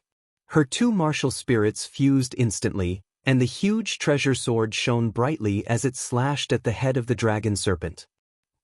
The dragon serpent's protective spiritual energy was instantly shattered. In the next moment, Lin Muyu's simple and clean slash directly chopped off the head of the dragon serpent. The remaining half of the dragon serpent's body twisted crazily in the soil, and the upper half was spewing out blood. It twisted violently, but it was only a matter of time before it died. Wei Chou and Bai Yin looked at each other. They knew that Lin Muyu was powerful, but they did not know that the commander of the Dragon Courage Legion could kill a 10,000-year-old spirit beast in one move. Ding! The star's sword was unsheathed, and Lin Muyu walked forward. She opened her palm slightly, and the exposed spirit stones of the dragon serpent were sucked into her palm. The flames washed away the snake's blood, and she casually threw the spirit stones into her universe bag. Lin Muyu smiled and said, "The earth-drilling dragon serpent is of the fire attribute, so its meat is not bad. Cut a piece of the dragon serpent's meat and bring it with you to cook at night. It can keep you warm." Everyone nodded and pulled out their weapons. In the blink of an eye, the upper half of the dragon serpent's body was reduced to a pile of bones. At this time, Lin Muyu suddenly became vigilant. She couldn't help but whisper, "Be careful, something is coming." Everyone get off your horses and form a circle with the horses in the middle. Prepare to face the enemy with the universe tactics. Yes. This group of people were well-trained and quickly obeyed the order. In the blink of an eye, the 500 people formed a small universe tactics formation in the open space of the forest. Shields, blades, and swords faced the outside. The archers retreated to the back, and the horses were protected in the middle. Everyone had a vigilant look on their faces. Wolf howls could be heard. As night fell, the most terrifying wolf pack in the dragon-seeking forest seemed to have come out to hunt. Swift wolf pack. Wei Chou gritted his teeth and said. Bai Yin squinted his eyes and said, "A swift wolf pack 800 miles deep in the dragon-seeking forest. Interesting. Perhaps there is already a 10,000-year-old wolf king as the leader?" You jinx. Wei Chou looked into the distance and saw a pack of swift wolves surging out of the forest. As expected, a wolf king with a total of 12 golden patterns on its head glared at the people in the forest. It bared its teeth, and a stream of mucus flowed down its teeth. This was actually a 12,000-year-old wolf king. Wind attribute spiritual stone, not bad. Lin Muyu thought differently from the rest. Wei Chou groaned inwardly and said, "Madam, this pack of swift wolves is probably more terrifying than any pack of swift wolves we have encountered before. The alpha wolf is 12,000 years old, while the second wolf and third wolf are 9,000 years old and 8,000 years old respectively. Most of the wolves have a lifespan of 5,000 years and above. This is too terrifying." Immediately, a gold star instructor from the sanctum in the universe tactics formation shuddered. He looked at Lin Muyu and said, "Great Deacon, I'm afraid this pack of wolves is the legendary Wolf Emperor pack." Wolf Emperor pack? Lin Muyu was stunned. What does Wolf Emperor pack mean? I've only heard of weasels. The gold star instructor complained incessantly, the Wolf Emperor pack has existed in the history books for as long as 500 years. This pack of wolves is the fiercest and strongest pack of swift wolves in the entire dragon-seeking forest. This pack of wolves has always bullied the weak, and as long as they appear, they will appear as a pack. Over the past 500 years, at least 10 or more sanctuary powerhouses of the Empire have died under the sharp claws of this Wolf Emperor pack. Even sanctuary powerhouses are no match for this pack of wolves. Yes, this pack of wolves is very cunning. If they can win, they will fight. If they can't, they will leave. Under the wheel tactic, many sanctuary powerhouses have become delicious meals in their mouths. Fortunately, we have more people. Lin Muyu pulled out the star sword again and said, "Prepare for battle. Prepare the white diamond arrows. Once we enter the shooting range, start shooting. I want to kill more than 100 of them before the wolves arrive." Snowflakes rustled and fell on everyone. In the distance, there was a rustling sound, and a dense pack of wolves emerged. Their lifespans ranged from 2,000 to 10,000 years. The sky darkened in the blink of an eye, and the pack of wolves roared and pounced on them. Swoosh! Wei Chao's arrow flew out and directly pierced through the throat of a 4,100-year-old swift wolf. With an "Ao-Ao" sound, the swift wolf fell to the ground and rolled far away, immediately dying. Good archery! Bai Yin could not help but smile. He immediately raised his hand and shot an arrow. The arrow disappeared into the forest. Bai Yin's archery skills were obviously not comparable to the art of stealing. Lin Muyu saw this and was determined to get her hands on the spirit stones of the leader wolf, the second wolf, and the third wolf. It was rare to see a wind elemental spirit stone with a long lifespan. Once a wind elemental spirit stone was refined, it could greatly increase the speed of a sharp blade. It was extremely rare. The chieftain wolf roared. Its chest had been hit by 2 arrows from Wei Chou, and it was already bleeding. However, its vitality was very strong, and it still pounced on them. It opened its huge mouth, and a storm descended along with it. Oh no! Wei Chou turned pale with fright. However, Lin Muyu was much calmer. Her figure dashed forward like a bolt of lightning, and a circle of golden gourd walls surrounded her, protecting her body perfectly. The star's sword slashed down from the sky, and 5 mountains descend from the heavens appeared. Boom! The powerful astral energy dispersed the storm formed by the Wolf King. The star's sword landed directly on the Wolf King's head, and with a "kacha" sound, the skull was cut open. Woo! The Wolf King howled miserably. Who would have thought that there would be such a powerful expert in this group of people? Its body fell to the ground under the power of the 5 mountains descend. With a miserable howl, it actually wanted to run away with its tail between its legs. Want to run? Pa! Lin Muyu laughed heartily and stomped on the ground. Pung, pung, pung, 3 gourd vines broke out from the ground and surrounded the Wolf King. Numerous golden god-binding chains surged out, and with a piu, piu, piu sound, the Wolf King's body was pierced through. In an instant, fresh blood flowed out, and the Wolf King that roamed the depths of the dragon-seeking forest died on the spot. Ao, ao, the Wolf King howled, and its eyes were filled with ferocity. As soon as the Wolf King died, it immediately took the stance of ascending to the throne. At least 100 swift wolves pounced towards Lin Muyu. Lanyan City. Snowflakes floated in the sky above the city, seeping into the ground. In the darkness of the night, a figure walked straight towards the Cloud King's mansion. His leather boots left traces of snow on the ground. He carried an iron spear on his shoulder, and half of a badger's body was hanging on the other end. This badger's body had already been mostly eaten. Who are you? Don't you know that this is the Cloud King's mansion? A guard said in a cold voice. If you're just here to sell your prey, then leave. The Cloud King's mansion has no shortage of food. I'm not here to sell prey. I'm here to look for my godfather, Su Muyun. The young man raised his head. Under the leather cloak, a pair of clear eyes was like an inverted star.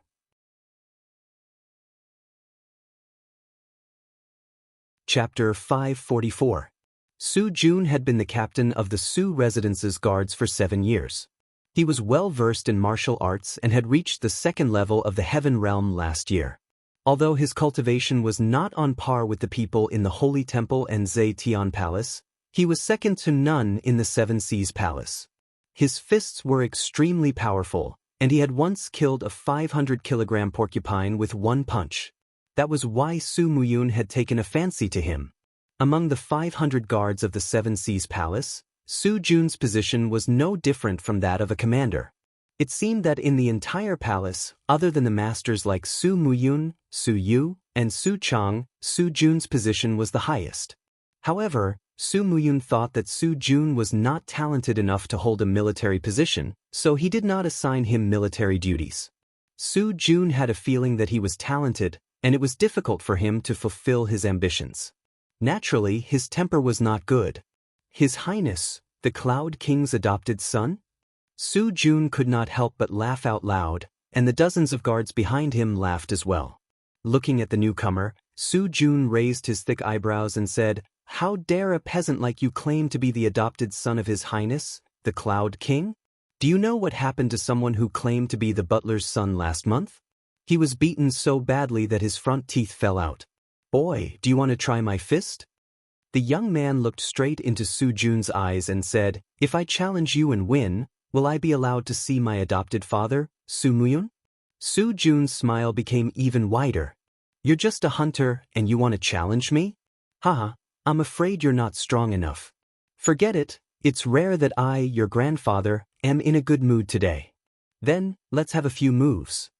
Su Jun raised his hand and threw the sword in his hand to a guard behind him, and said, "All of you look carefully, see how your boss teaches this country bumpkin who doesn't know the immensity of heaven and earth. Go, sir." The group of guards raised their weapons and cheered loudly. Su Jun was unarmed. Both of his fists abruptly collided in front of his chest, and flames burst forth. He cultivated the law of fire, and with a ferocious punch, a fire wolf martial spirit appeared behind him, exuding an imposing aura. The young man couldn't help but smile. He raised his hand and threw the spear and the prey into the snow behind him, saying, "Since you're using fist techniques, then I'll use fist techniques to break you." "You're asking for a beating." Su Jun bellowed, and his iron fist was like a ferocious dragon emerging from the sea, heading straight for his opponent. Poof! The flame drew a mark in the night sky. The strength of this punch was no less than 1,000 jin.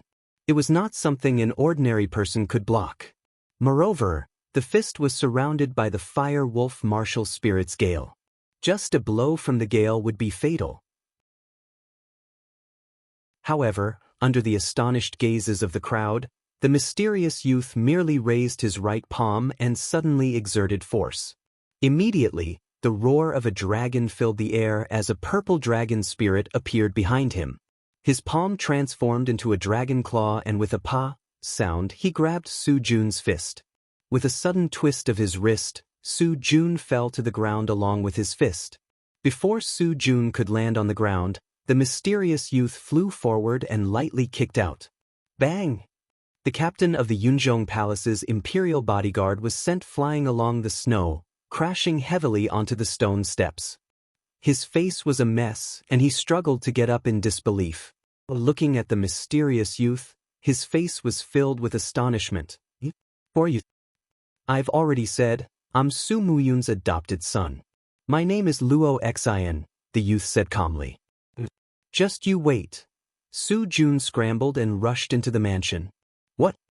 Su Muyun, who was having his dinner, was shocked. "You're saying, that person's name is Luo Xin, and he defeated you in one move?"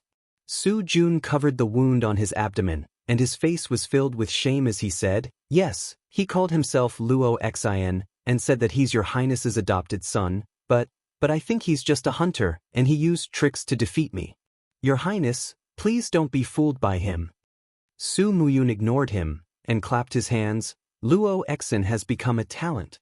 Luo Xin has finally become a talent." Su Yu, who was at the side, asked, "Father, who is Luo Xin?" "Ah Yu, do you remember 22 years ago when I led an army to attack the rebels in the Cloud Refining Mountain Range? At that time, I got lost in the Cloud Refining Mountain Range, and I met a child. After asking around, I found out that he was the descendant of Luo Tonghai, the meritorious founding minister, so I took him as my adopted son. That child has been cultivating in the mountains, and now he has finally become a talent. Quick, Come with me to see this younger brother of yours that you've never met before. Yes. When Su Muyun and Su Yu arrived outside the palace, they saw Luo Xian standing alone in the snow.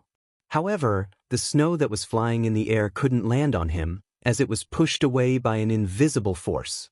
He was circulating his qi to ward off the cold. Su Muyun, who was dressed in a luxurious black robe embroidered with gold patterns, walked out with the help of Su Yu. He looked straight at Luo Xen and said excitedly, "Xen, you've finally grown up." Luo Xen was stunned. "You are?" "I'm your adoptive father, Su Muyun." Su Muyun walked forward shakily, but he was no longer as tall as he was when he was young. He used his trembling hands to measure himself, and said with a smile, "Back then, you were only this tall. Adoptive father's frame has also shrunk because of old age." "Sigh, I've grown old." Luo Xen was extremely excited. She held onto Su Muyun's arms and said, "You're really my adoptive father, General Su Muyun?" "That's me." "How is your master?" "Master is about to ascend to the heavenly realm, so he sent me to assist him." "Oh, that's great." Luo Xen immediately knelt down and said, "Luo Xen greets adoptive father." "Good. Quickly get up." Su Muyun was so excited that his whole body trembled and said, "Xen, quickly come and meet your sister. Her name is Su Yu. From now on, you two can call each other brother and sister, right?" Luo Xen greets Sister Su Yu. "Good brother." Su Yu was beaming with joy. Ever since Su Qin died in battle, she hadn't had a brother for a long time. Now that the heavens had gifted her such a handsome and powerful brother, how could she not be happy? Su Muyun patted Luo Xian's shoulder, and his face was filled with a doting smile, and said, "Luo Xen, I heard that you defeated my guard captain, Su Jun. Is that true?" "Guard captain?" Luo Xian was stunned, and said with a smile, "Adoptive father, your guard captain is really weak." Su Jun was immediately embarrassed, but he couldn't refute it. Luo Xian's status was now completely above his, and the difference between a master and a servant was like heaven and earth. "Are you really that powerful?" Su Muyun smiled slightly and said, "Come, why don't you show your strength to adoptive father?" "All right, adoptive father, please take a few steps back." Su Yu supported Su Muyun and took a few steps back, letting Luo Xian stand alone in the open space in front of the mansion. After slowly closing his eyes, the snowflakes around Luo Xen moved without any wind, and slowly rose up, spinning into a snowstorm. At the same time, Luo Xian's body surface was enshrouded with a fiery red do qi, which was the king's do qi of the Holy King realm. Hong! A dragon roared, and a bright purple divine dragon martial soul soared into the sky, circling around Luo Xen. For a moment, an invisible pressure fell, and the stone bricks in front of the mansion cracked, and a powerful destructive force was raging. Su Yu's small mouth opened wide and said, "King's do qi. He is actually a powerhouse of the Holy King level, my god." Su Muyun's face was full of joy and said, "Enough, Luo Xen, it's enough, adoptive father knows your strength." Luo Xen smiled slightly, and the surrounding cyclone disappeared in an instant, and the snowflakes fell to the ground, and said, "Adoptive father, is Luo Xian strong enough to be a general?" "Yes, I can be." Su Muyun beamed. "With a little more training, I can be the main general at the front lines." "Luo Xen, you haven't eaten yet, right? Quick, come in with me and your sister. Today is our family's first reunion meal." Luo Xen was moved, and tears welled up in his eyes. Since young, he had followed his master to cultivate alone. When he heard the word family, he felt like he was reborn. Yes, adoptive father. In the dragon-seeking forest, the attack of the wolf pack was getting more and more violent. Kacha. The star's sword flashed, and the second wolf was killed. The flames in Lin Muyu's palm spun rapidly, and she suddenly blasted the dark energy of the chaotic life on the third wolf. In the midst of the howling, the third wolf's body was actually split into two by the flames, and was killed. At this point, the top 3 leaders of this wolf pack had been killed by Lin Muyu. "Master, we can't hold on anymore, the wolf pack is getting more and more numerous," We will definitely lose if we keep defending. Wei Chou shouted from behind. That's right, the wolf pack did not only rely on strength, but also numbers. At this time, the forest in front was already densely packed with swift wolves, and at least 1,000 swift wolves were charging over. It's okay. Lin Muyu shook his palm and took out a shining wrist guard from his Jianquan bag. It was the supreme-grade Earth Book Mystic Steel wrist guard that he used to win the championship in Iha country. An earthy yellow light soared into the sky, and the power of heaven and earth was instantly activated. In the next moment, countless flames poured down from the sky, as if the whole world was illuminated. This fiery red magma-like fire rain fell on the wolf pack, and its lethality and destructive power were extremely strong. Immediately, the wolf pack howled incessantly, and the area within a few hundred meters was turned into a sea of fire. Wolves were afraid of fire, and the supreme-grade Earth Book's main purpose was to intimidate them. In the blink of an eye, the pack of swift wolves surrounding the Longdan army camp all ran away with their tails between their legs. Those who did not escape could only become sacrifices for the supreme-grade Earth Book with the words, Fire God Apocalypse, written on it. Not long after, at least 200 swift wolves had been burned to death by the supreme-grade Earth Book, and the smell of burnt meat was already wafting out. The fire rain had been burning for nearly 5 minutes, and it was starting to die down. Oh my God, Wei Chou, Bai Yin, and the rest finally recovered from the shock. Wei Chou said, Master, we can go look for the Cloud Dragon Lake now. Don't be in such a hurry. Lin Muyu laughed and pointed at the corpses of the swift wolves in front of him. Don't waste it, dig out all the spiritual stones of the swift wolves. I want them all, don't waste a single one. Yes. These were all the raw materials for the weapon embryo, how could they waste them? After all, Lin Ruoji was a good child who knew how to run a household.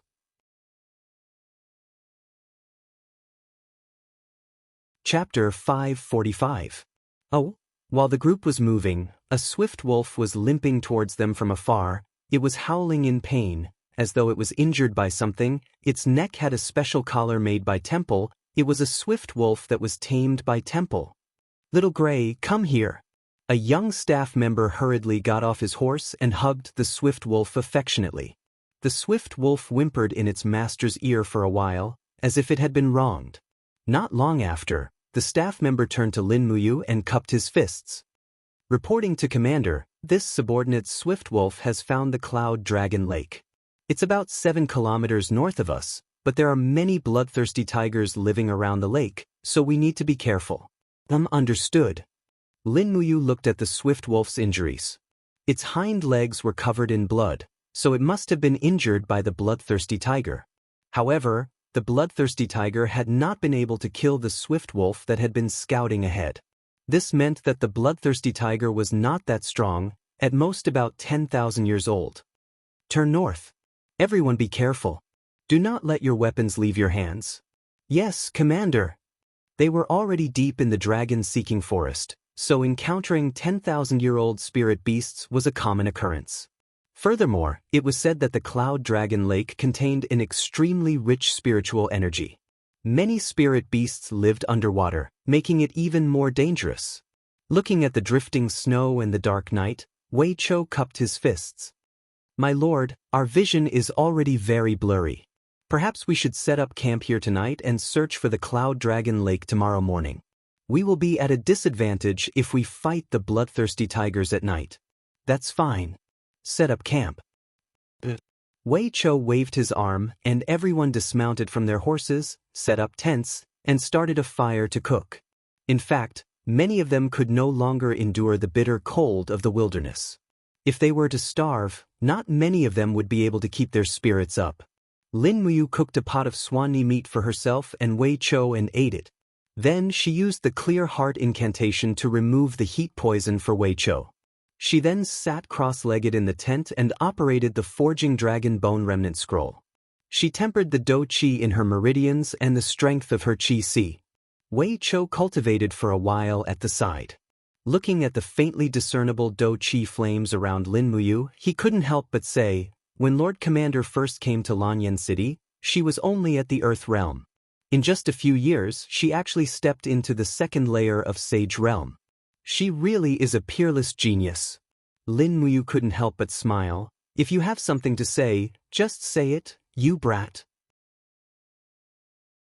Wei Chou smiled awkwardly, cupped his fists, and respectfully said, Wei Chou has no great ambitions, but I also hope to cultivate to the same level as Lord Commander. I want to serve the Empire loyally. However, because of my status, Wei Chou doesn't dare to overstep my authority. So, I ask for Lord Commander's advice. Do you know why my cultivation speed is faster than others? This subordinate doesn't know, because of the Forging Dragon Bone Remnant Scroll. Forging Dragon Bone Remnant Scroll? Wei Chou was startled. That's right. Lin Muyu took a deep breath and patiently explained. Although the Forging Dragon Bone Remnant Scroll is only an incomplete scroll, the mental cultivation method can remold the blood vessels and continuously temper the Qi-Si and the true Qi and Do-Qi in the Qi-Si. It can expand the capacity of the Qi-Si, increase the cultivation realm, and cleanse the marrow. It can make one's cultivation completely new. However, the requirements are very high. What requirements? Wei Chou asked. The bone of a true dragon is required to temper the blood vessels. Lin Muyu frowned, thinking back to the pain of assimilating the piece of true dragon bone Qin Yin had given her.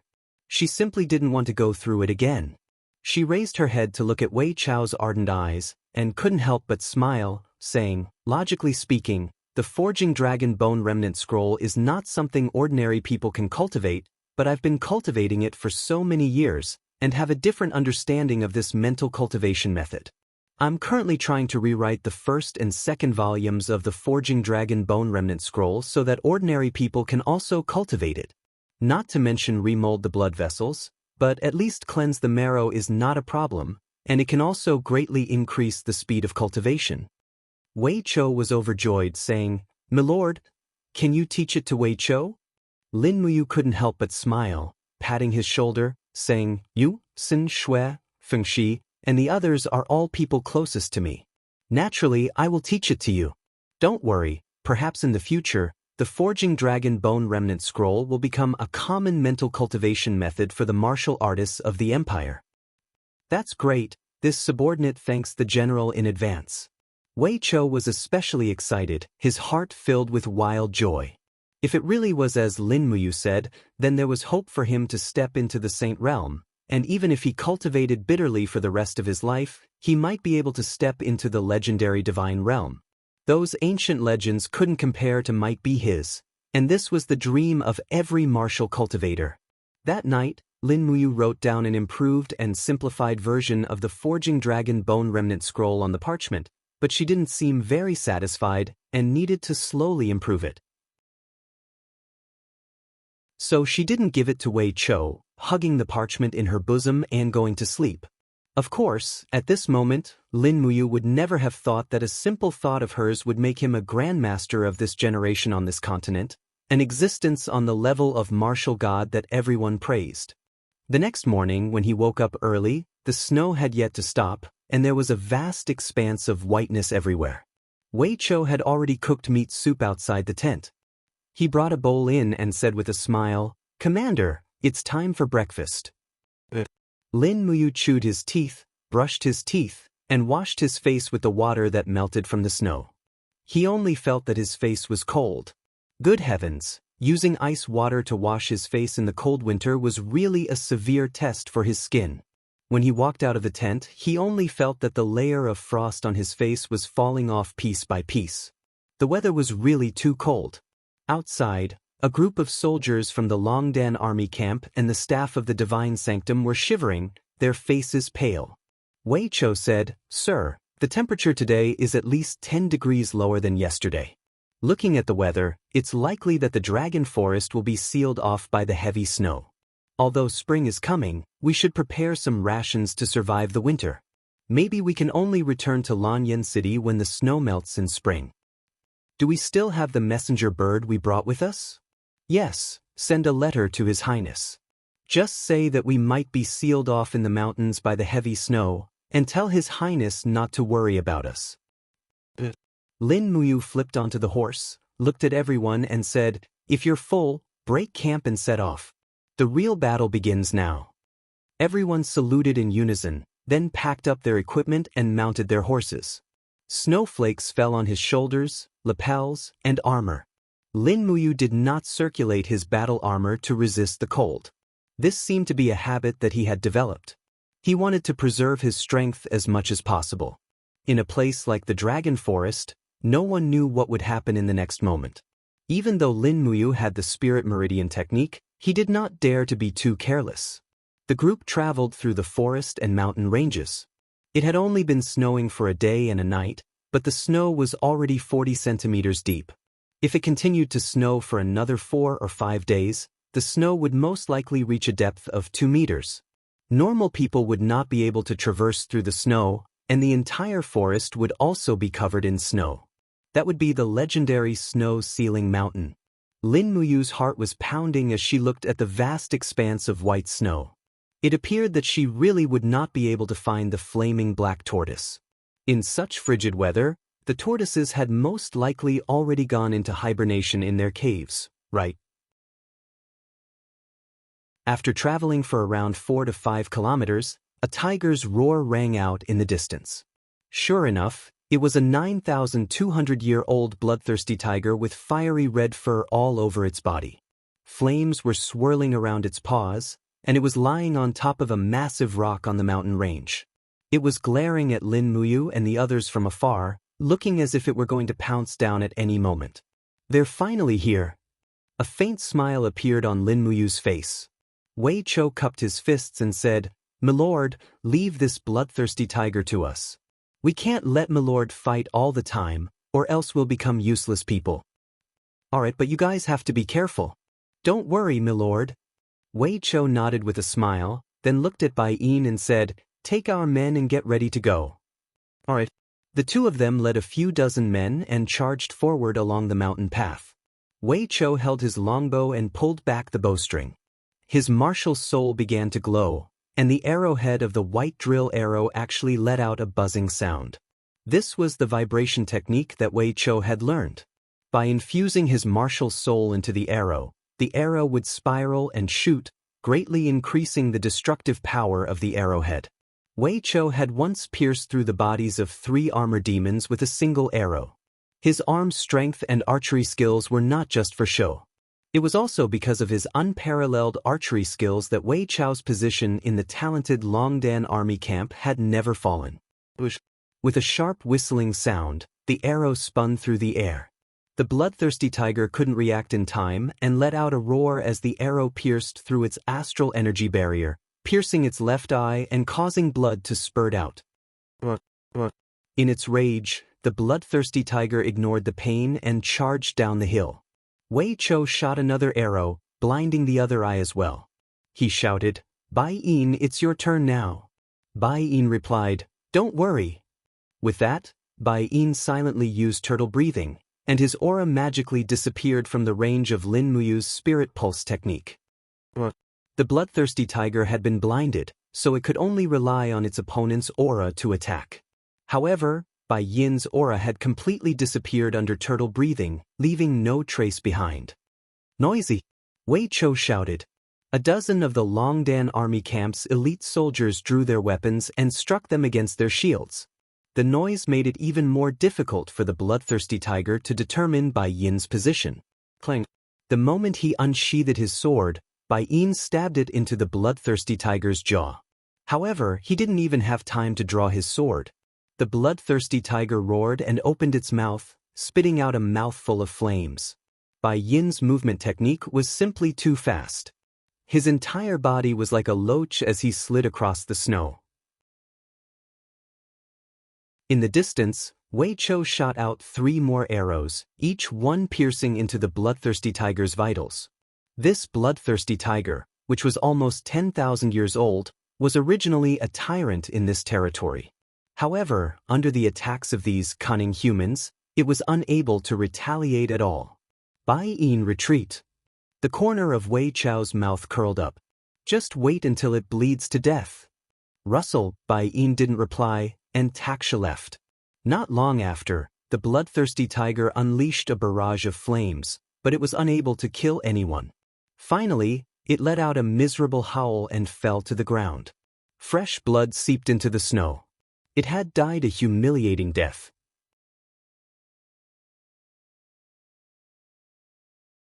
Chapter 546. "Milord, what do you think of our battle tactics?" Wei Chou asked with a slightly smug smile. Lin Muyu nodded happily. Good.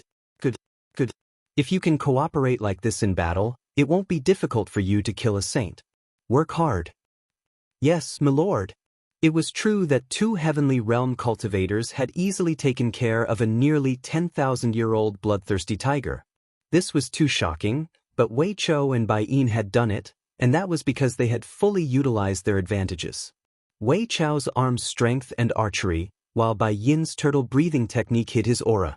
As long as these 2 advantages were fully utilized, the bloodthirsty tiger's death was inevitable. After digging out the 9,200-year-old fire-type spirit stone, Lin Muyu tossed it into her cosmos sack and said, "Let's continue in search of the Cloud Dragon Lake." "Yes, milord." As they moved forward, they encountered another 7,400-year-old bloodthirsty tiger, which was also taken care of by Wei Chou and Bai Yin. However, when they encountered a 3rd bloodthirsty tiger, a 1,700-year-old one, Wei Chou and Bai Yin did not attack it. Instead, they used Lin Muyu's gourd vines to capture it. Then, a staff member of the Holy Temple with moderate cultivation used the beast-taming art to fuse with it. The bloodthirsty tiger was an overlord-level spirit beast that comprehended the law of fire. It was also a very precious spirit pet, especially one that was easily tamed at such a young age. It was practically a treasure. As the beast-taming art written by Lin Muyu slowly spread, those with decent cultivation in the imperial capital could basically fuse with a spirit beast. Everyone called it a spirit pet, and the scions of the nobility naturally began to compare the excellence of their spirit pets for fun. As a result, the business of spirit pets in the various merchant guilds became especially popular. Many fearless mercenaries also entered the Dragon Search Forest to hunt spirit beasts. Every day, there would be an endless stream of mercenaries who would tie up spirit beasts in cages and send them into the city. The horse's hooves left footprints in the snow as Lin Muyu urged her horse forward slowly. Bai Yin frowned and said, "What's going on?" Logically speaking, we should have already reached Cloud Dragon Lake. In front of them was a vast expanse of white flatland. Lin Muyu raised her eyebrows and dismounted from the horse. She quickly wiped the snow off the ground with her hands. When she wiped it clean, she discovered that there was actually a layer of ice underneath the snow. "We're already on the Cloud Dragon Lake," Wei Chou said after being stunned for a while. Bai Yin said, "Then, where is that blazing black tortoise?" Logically speaking, the blazing black tortoise should be on the shore of the Cloud Dragon Lake. Damn it, could it be that the blazing black tortoise is already extinct? Then we really came for nothing. Don't be discouraged. Lin Muyu shook her head and said, "Let's go back. We seem to have gone too far." Riding on Taksha's back, Lin Muyu closed his eyes and slowly extended his spirit pulse technique. However, he still could not find any traces of the blazing black tortoises. He frowned and could not figure it out. He clenched his fist and immediately, a wisp of golden divine power surged into his Ihai. It was Fushi's divine power. Using Fushi's divine power as the source of power, he activated the spirit pulse technique to probe again. This time, the spirit pulse technique's insight seemed to have increased by a few orders of magnitude. He could even detect the auras of insects, snakes, and rats underground. At the same time, deep underground on the shore of the Cloud Dragon Lake, Lin Muyu sensed that there was already fire energy resting at a depth of nearly 10 meters underground. Found it. He opened his eyes confidently and pointed his sword straight at a spot dozens of meters in front of him. He said, "Men, dig from here. About 10 meters away, we will be able to find the hibernating blazing black tortoise." "Sir." A group of soldiers waved their shovels excitedly and started digging. As the soil flew, the pit became deeper and deeper. Meanwhile, the fire aura was getting stronger. Lin Muyu held his star's sword and stood guard at the side. He could not let the soldiers who were digging the pit suffer any losses. After waiting for a while, there was a sudden clang. A soldier's shovel broke into two. It seemed like he had dug up something very hard. It was something that could break steel. It was extraordinarily hard. Be careful. Move away, Lin Muyu said loudly. Yes. Everyone picked up their shovels and climbed out of the pit.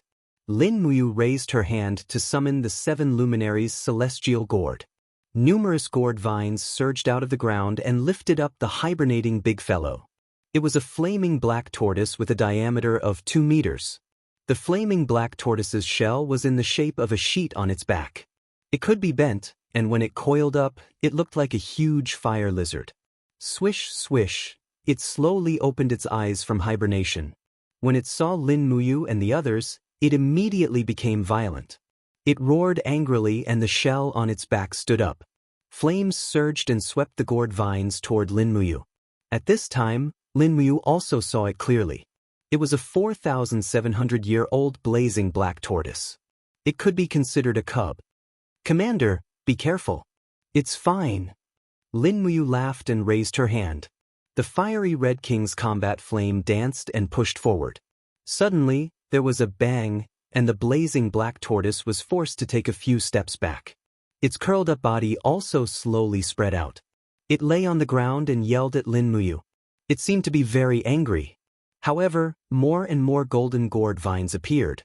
Lin Muyu's invisible domain also gradually descended and suppressed the little guy's anger. A 4,700-year-old black tortoise. Whoever has the confidence to tame it can come and try. Let me try. In the crowd, a strong man in his 40s walked over with a sword in his hand. With a low shout, the spiritual power of the beast taming tactics surged out of Ehai and began to communicate with the black tortoise. His body was enshrouded with a faint fighting spirit. He was a strong man in the heaven realm, a gold star instructor of the holy temple. Not long after, beads of sweat appeared on his bald head. Lin Muyu said, "If you can't do it, don't force yourself." He shook his head and closed his eyes. "Commander, let me try again." But suddenly, the gold star instructor groaned and spat out a mouthful of blood. The blood turned into a blood mist and shrouded the head of the blazing black tortoise. Was this the legendary blood contract? Lin Muyu couldn't help laughing, but she could clearly feel that the violent mood of the black tortoise was slowly calming down. Soon after, the gold star instructor opened his eyes and reached out to touch the head of the black tortoise. He said with a smile, "Little guy, follow me from now on. I promise you will have enough to eat and drink." The psychic fusion was successful. Lin Muyu couldn't help but be overjoyed. Not bad. The gold star instructor was also overjoyed. He cupped his fists and said, "Thank you for giving me such an opportunity, Commander." Lin Muyu nodded and pointed not far away. "There's another one there. Keep digging and there are blazing black tortoises there too. Don't be tired, keep digging." Everyone was beaming with joy. Now, they could basically confirm that this trip to the Dragon Forest was not a waste. At the same time, Lingnan's Iha country, by Ling City's main hall. Qin Yi wore a black robe embroidered with dark golden dragon patterns. It was a dragon robe. No one knew when he had gotten used to wearing a dragon robe. Long Qianlin, Jiyao, Qin Huan, and the other generals stood on both sides. The civil and military officials were extremely respectful. Qin Yi slowly raised his arm and said with a smile, "Come, invite the fire dance deity king for an audience." The eunuch outside the hall said loudly, "Commander invites the fire dance deity king into the hall." However, there was no sound from outside. Instead, a crack in the air in the hall was torn open by a purple light. A beautiful woman walked out barefoot from the crack. Her beautiful face carried a disdainful smile. She wore a light muslin dress and slowly raised her snow-white arm. She bowed in the air and said with a smile, "This little girl, Ouyang Yen, pays respect to Commander." Qin Yi quickly got down from the dragon throne and cupped his fists, saying, "Fire Dance Deity King is the deity of the heaven realm. She stands above all things in the mortal world. There's no need to be so courteous. Men, Prepare a seat for Fire Dance Deity King. A few guards carried a golden seat and placed it under the king's step closest to the dragon throne. Qin Yi very respectfully waved his hand and said with a smile, "Fire Dance Deity King, please take a seat." "Commander is too courteous." Ouyang Yen did not take a seat. Instead, she stepped on the air and walked towards Qin Yi. Every step she took in the air created a flame ripple, as graceful and magical as the water of a fairy. She walked straight into the main hall, her feet lightly landing on the armrest of the dragon throne. Her delicate body took advantage of this and lay on the back of the dragon throne like a soft spirit snake. The light gauze on her body flowed down her beautiful body like water. She smiled and said, "It's still more comfortable here." Qin Yi's expression was extremely ugly. He turned to look at Ouyang Yen and took several steps back. He cupped his fists and said, "Today, I've seen Fire Dance Deity King's beauty. You're truly the most beautiful woman in the world. Lord Fire Dance Deity King has descended upon the mortal world and brought glory to the three realms. You're truly a blessing to the three realms." Below the king's step, Ji Yao's face was filled with anger. His hand grasped the hilt of his sword and he said in a low voice, "How disrespectful this woman is." Long Qianlin quickly pressed down on Ji Yao's palm.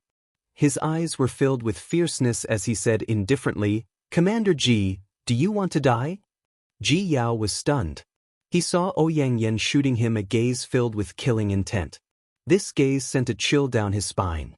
He felt as if he had fallen into an ice cave. He could not say a word. "Hee." Ouyang Yen suddenly smiled sweetly. Her body flashed and landed on the seat that was prepared for her. Her figure gracefully landed on the seat. Auspicious clouds appeared around her, making her look like a fairy. She said, "Thank you for such courtesy, Commander." Qin Yi heaved a sigh of relief. He cupped his fists and said, "Lord Fire Dance Deity is too courteous. This is what we from the mortal world should do. I, Qin Yi, have a presumptuous request. I hope Lord Fire Dance Deity will not refuse." "Oh, what presumptuous request?" Ouyang Yen crossed one of her long legs and asked with a smile. Qin Yi cupped his fists and said, "The southern ridges Iha country is filled with outstanding talents. The land is fertile and the world is beautiful. The common people hope that the heaven world will have the blessing of a great deity. Therefore, I hope that Lord Fire Dance Deity will not look down on the position of Iha country's imperial preceptor." "Imperial preceptor?" Ouyang Yen smiled. "Doesn't the imperial preceptor already have someone?" "Luolan." Qin Yi's body trembled. A trace of uneasiness flashed across his face. "Senior Immortal Luolan has been staying in the seven world palaces for a long time. She does not care about worldly affairs. I hope that Divine King Fire Dance Deity will not hesitate to be the great imperial preceptor of Iha country. From now on, every temple in Iha country will worship Divine King Fire Dance Deity Ouyang Yen. The incense will not be cut off. Is that so?" Ouyang Yen suddenly left her seat and appeared in front of Qin Yi at lightning speed. Her pretty face was only a few centimeters away from Qin Yi's old face. She looked at Qin Yi with a smile and said, "I'm not Luolan. I don't need that money, that useless worship and empty reputation. I only want all the spiritual beasts and spiritual stones of your Iha country." All the spiritual stones? Qin Yi was stunned. After a while, he took a step back and cupped his fists. "I will definitely strictly order the Iha country to pay all the spiritual stones to the imperial preceptor." Ouyang Yen smiled. "That's right."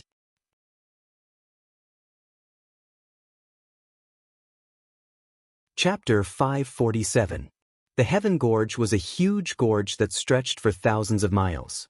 White clouds lingered in the depths of the gorge. Although it was winter, it was full of spring. Hundreds of flowers bloomed, creating a beautiful scene.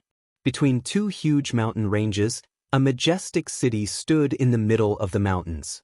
The city was built with white jade bricks, looking solemn and solemn. The buildings in the city crisscrossed, and rows of cavalrymen wearing golden armors and riding on majestic war horses flew across the city, looking very busy. Hua hua! The warm wind made his cloak flutter.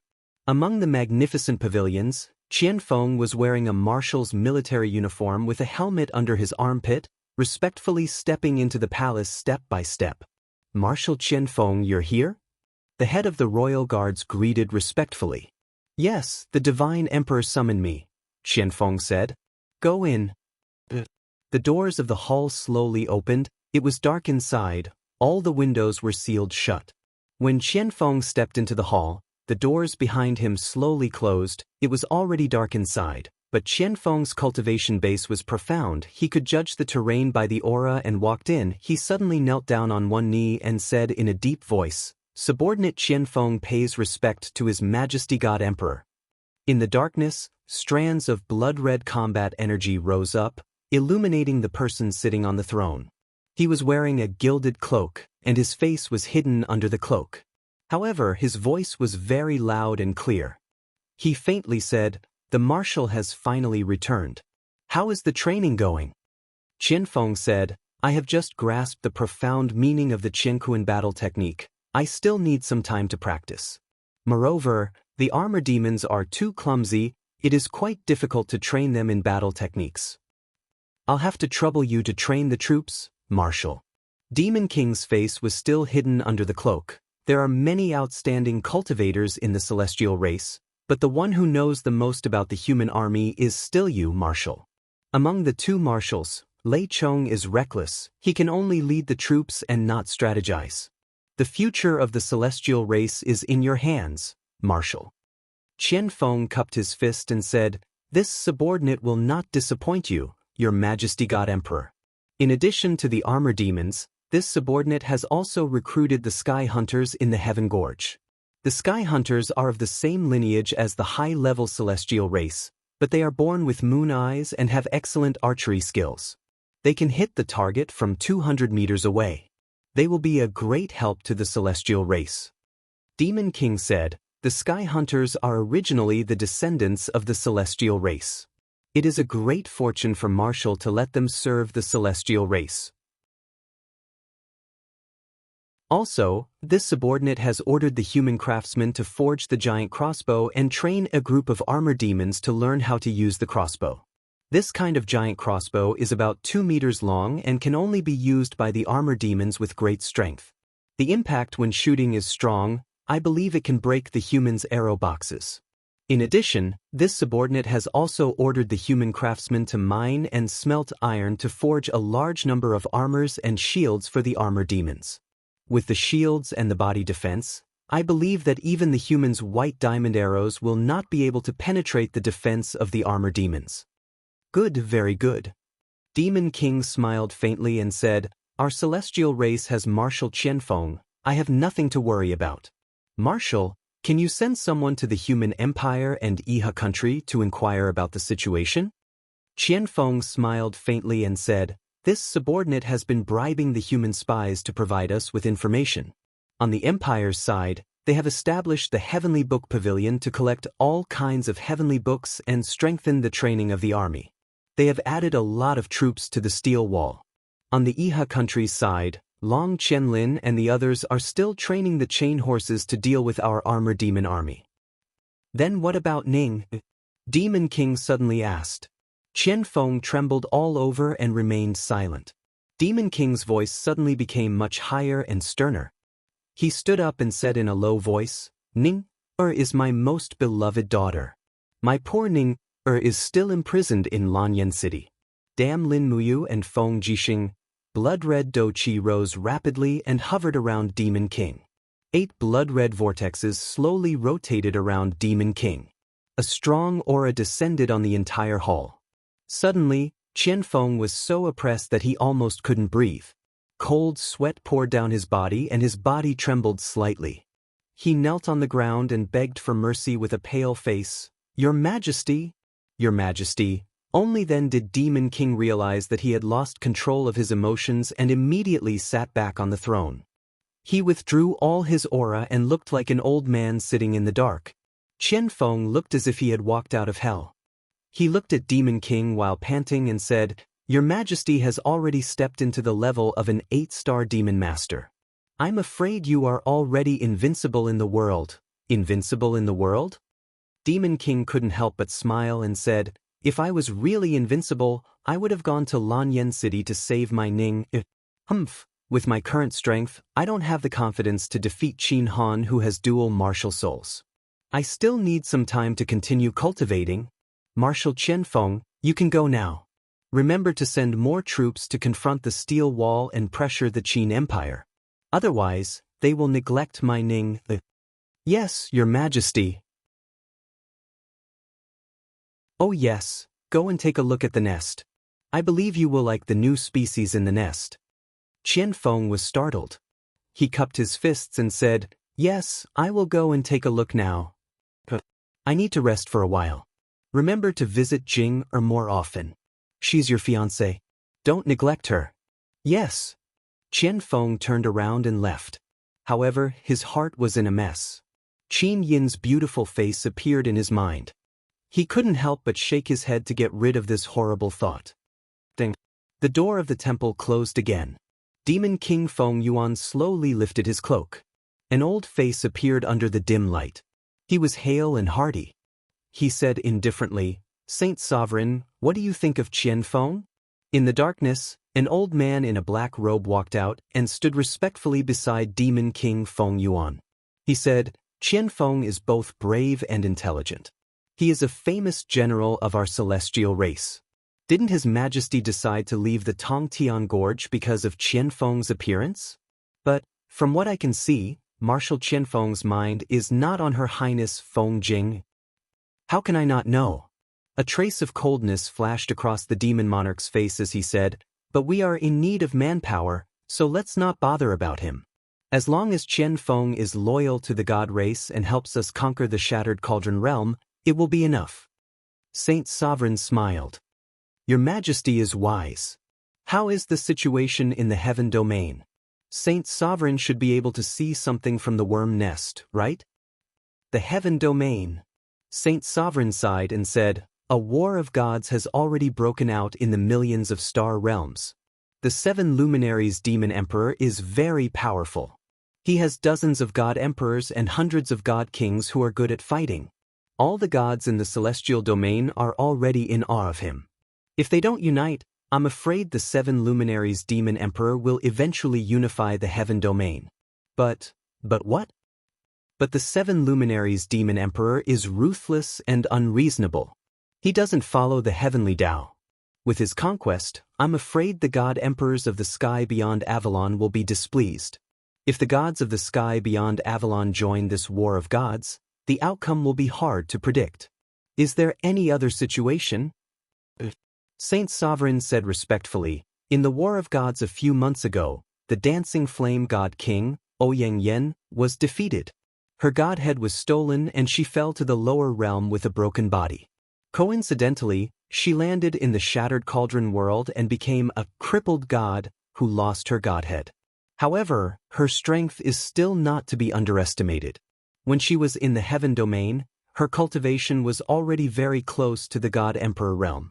Now, in the Shattered Cauldron world, even without a godhead, she can still intimidate everyone."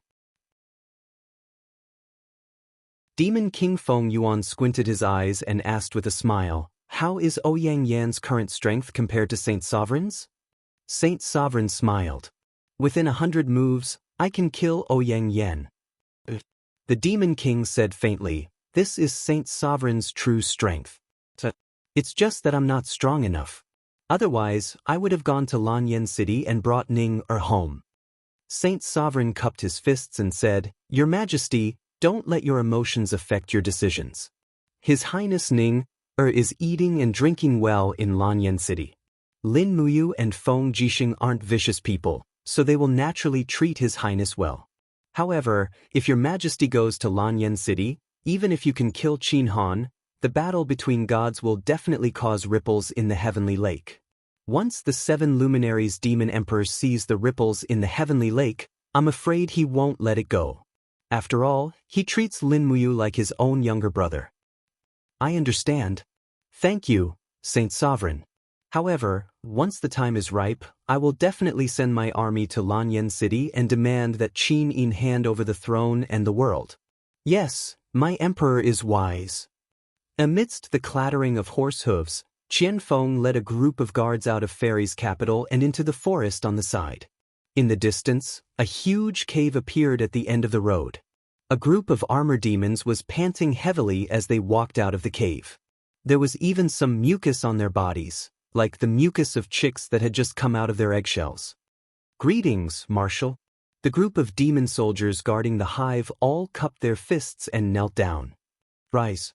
Qianfeng said faintly, His Majesty the God Emperor asked me to see the new species in the hive. Let's go, take me there. The group led Qianfeng into the hive. Instantly, they were hit by a very pungent smell. Qianfeng couldn't help but frown. He looked forward and saw that the vesicles attached to the walls of the hive were slowly wriggling. One of the vesicles had already begun to crack, revealing an arm. It was the arm of an armor demon. At the same time, the bodies of winged people were slowly growing on the stone walls of the cave. Marshal, please look over there. Following the direction of Tsong Ren's finger, there was a jie sound in the air above the hive. A huge creature was twisting its huge body as it flew over. It was a giant snake at least 100 meters long with fish-like fins. It flew in the air and stared straight at Qianfeng with a ferocious expression. Well, what is this? Qianfeng shuddered. Tsong Ren's face was full of pride as he said, This is called a giant flying snake.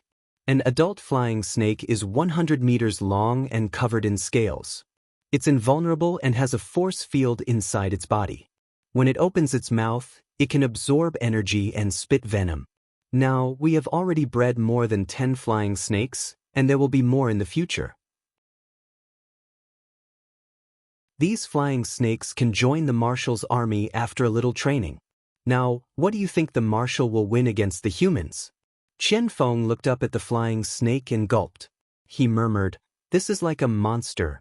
The end of the humans has really come.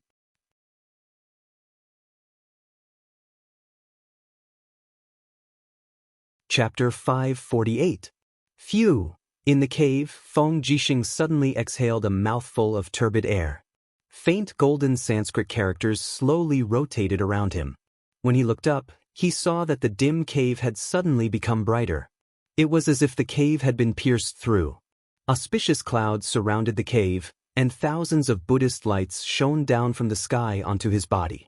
The kindness of the common people and the Buddha heart seeped into his spiritual field, making him feel comfortable all over. Although Feng Jixing didn't truly study Buddhism, he who had kindness in his heart quickly comprehended the Buddha heart. Raising his head, he saw many gods and Buddhas standing in great numbers. The Buddhas looked at him with benevolence, as though they were welcoming a new Buddha heart disciple. Feng Jixing's body trembled, perhaps out of excitement, or perhaps out of inexplicable nervousness. The next moment, the images of the Buddhas fell one by one, turning into Buddhist lights and entering Feng Jixing's body. Suddenly, everything turned dark. The illusion disappeared, and he returned to the darkness in the cave of Eagle Nest Mountain. Feng Jixing clicked his tongue in wonder, but he didn't know that he had already comprehended the Buddha's heart. But when he circulated his qi, the sound of Sanskrit resounded in his ears again. His body was enveloped by a layer of faint golden luster that condensed into the form of an arhat. He suddenly realized that he had already comprehended the 7th level of the Vajra protection technique, Arhat descent. Dong dong. Zhang Wei's voice came from outside the stone door. General Feng, His Highness summons you to His Highness. There will be a court meeting this afternoon. Oh, I'll be right there.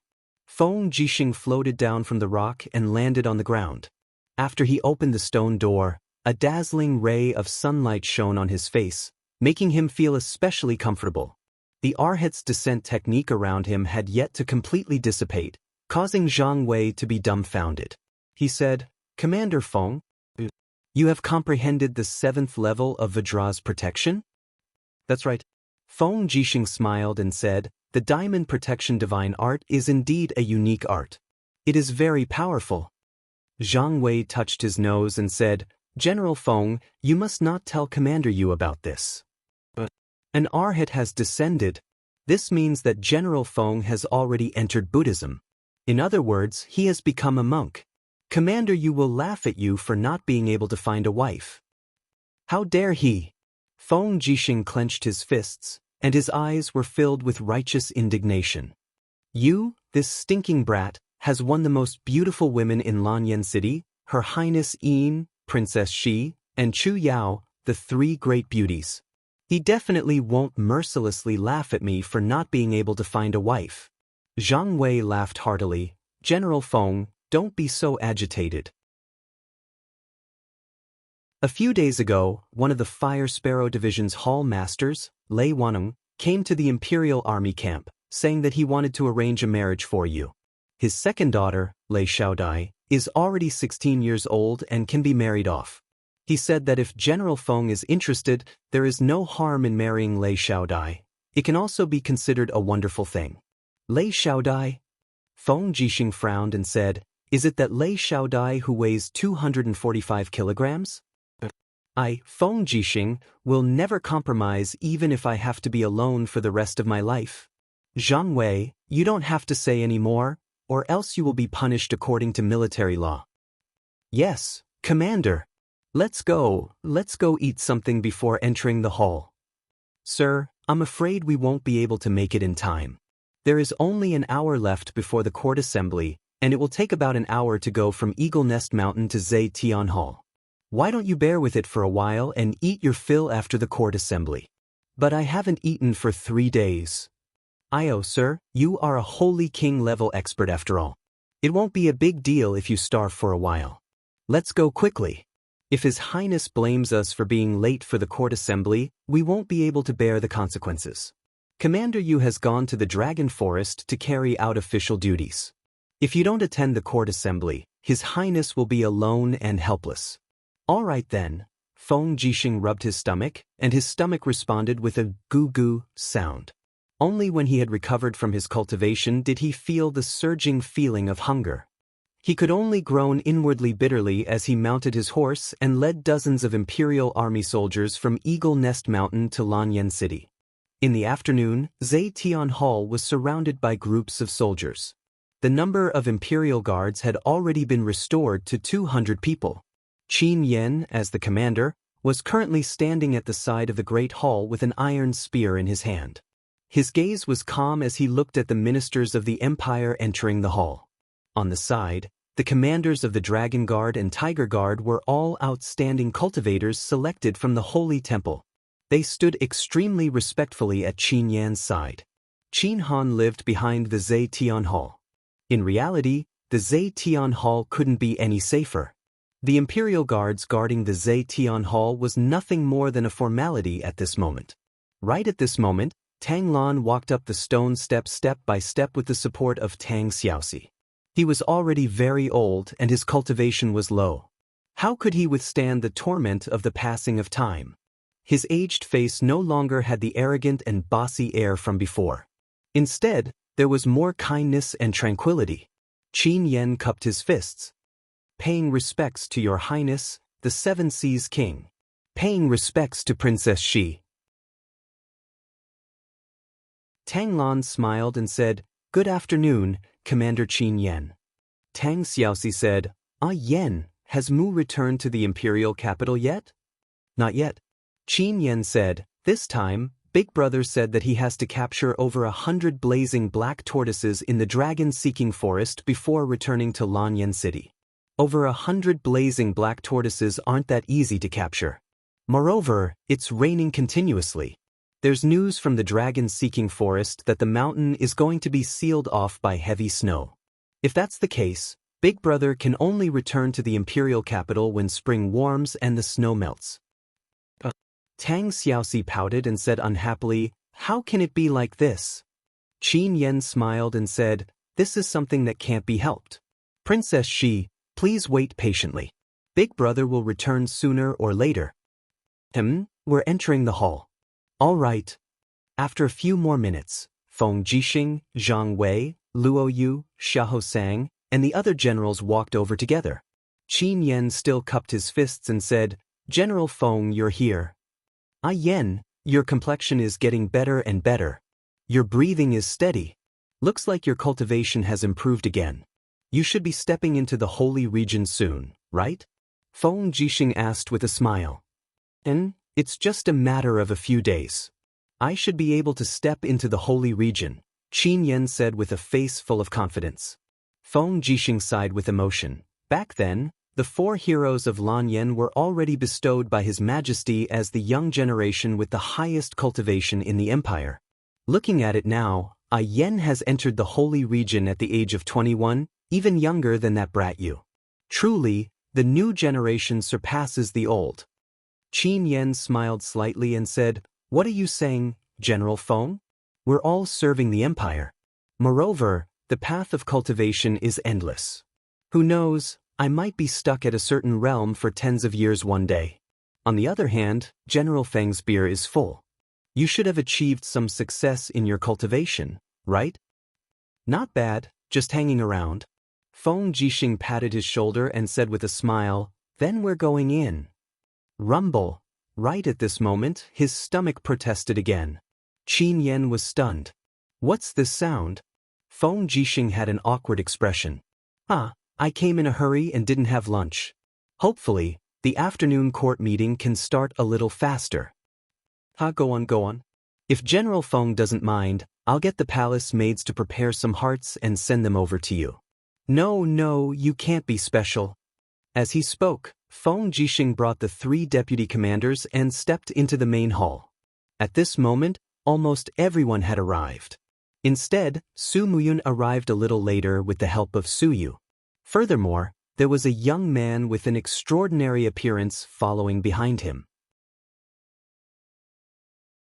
He was wearing a green soft armor and was holding onto a metal spear that looked like it was made by nature.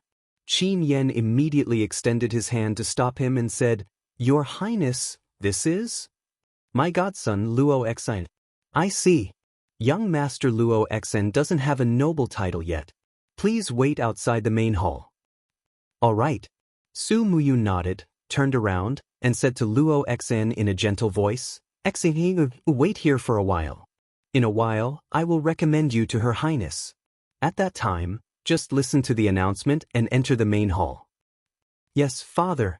Luo Xen stayed outside the main hall unwillingly and looked straight at Qin Yen with a provocative expression. Qin Yen was born a martial arts fanatic. Although he was young, his cultivation wasn't ordinary. Naturally, he also looked at Luo Xen coldly. However, Luo Xen didn't circulate his force, so Qin Yen couldn't see that this kid in front of him had the strength of a holy king. In the main hall, a group of officials stood in great numbers. Qin Yin was wearing an exquisite pale gold long dress. Her long hair was coiled up and strung together with a beast bone hairpin. This was bought by Lin Muyu when she and Lin Muyu were training in the White Leaves Forest. Although this beast bone hairpin was only worth 2 copper coins, to Qin Yin it was especially meaningful. It was even more precious than those priceless jade hairpins on the Empress's dressing table. She walked gracefully to the front of the throne, dragging a graceful and luxurious golden robe behind her.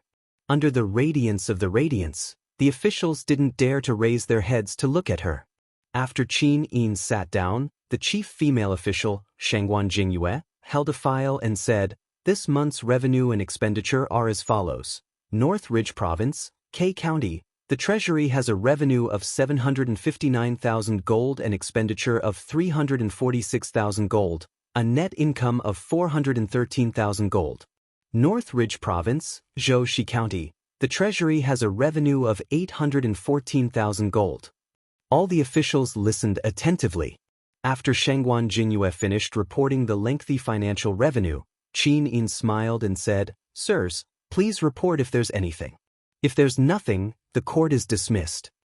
Heavenly Book Pavilion Administrator Ji Lin immediately stepped out and cupped his fists and said, Your Highness, Heavenly Book Pavilion is full of outstanding talents. The second young master of the Lu residence, young Master Lu Feng, wrote a book on the laws of thunder and lightning last night. I believe that in the near future, This child will definitely be able to write a heavenly book and enter the ranks of scholars. Qin Yin smiled and said, Heavenly Book Pavilion indeed lives up to expectations. We still have to continue to work hard. Many thanks for your praise, Your Highness. Ji Lin stepped back and joined the ranks. His heart was filled with joy as he gained a sense of existence. At this time, Su Muyun stepped out of the ranks and cupped his fists, saying, Your Highness, this old man would like to recommend a peerless general to Your Highness. Oh, a peerless general? Qin Yin couldn't help but smile sweetly. Grandfather, who is this peerless general you speak of? Su Muyun said, It's this old man's godson, Luo Exin, who has been cultivating in the cloud refining mountain range for dozens of years. Now, with his tyrannical cultivation, he is willing to serve the empire. He can take on great responsibilities.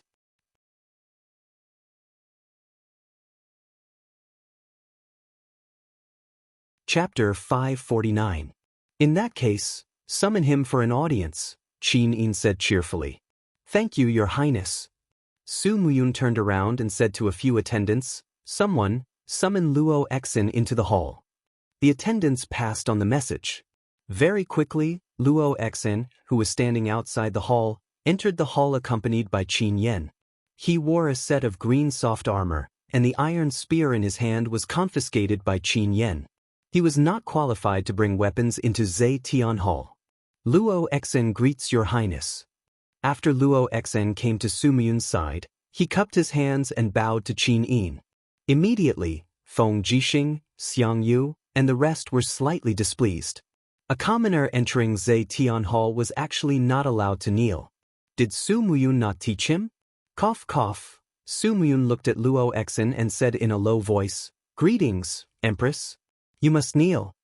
Luo Exin hesitated for a while before slowly kneeling down and said, I, Luo Exin, greet Your Highness. Qin Yin raised her hand and said, You may rise. I heard that you are my grandfather's adopted son, so you are considered my uncle. Luo Exin, since grandfather recommended you as a general, then I will test you on the spot. Please enlighten me, Your Highness.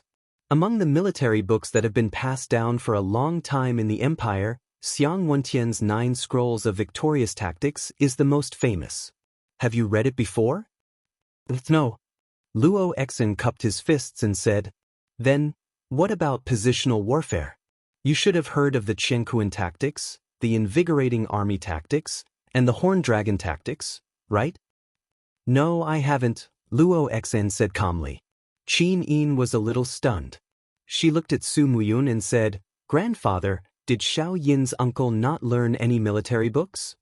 Su Muyun cupped his fists and said, Your Highness, although Luo Exin is not proficient in the art of war, he is very strong and is worthy to be the commanding general.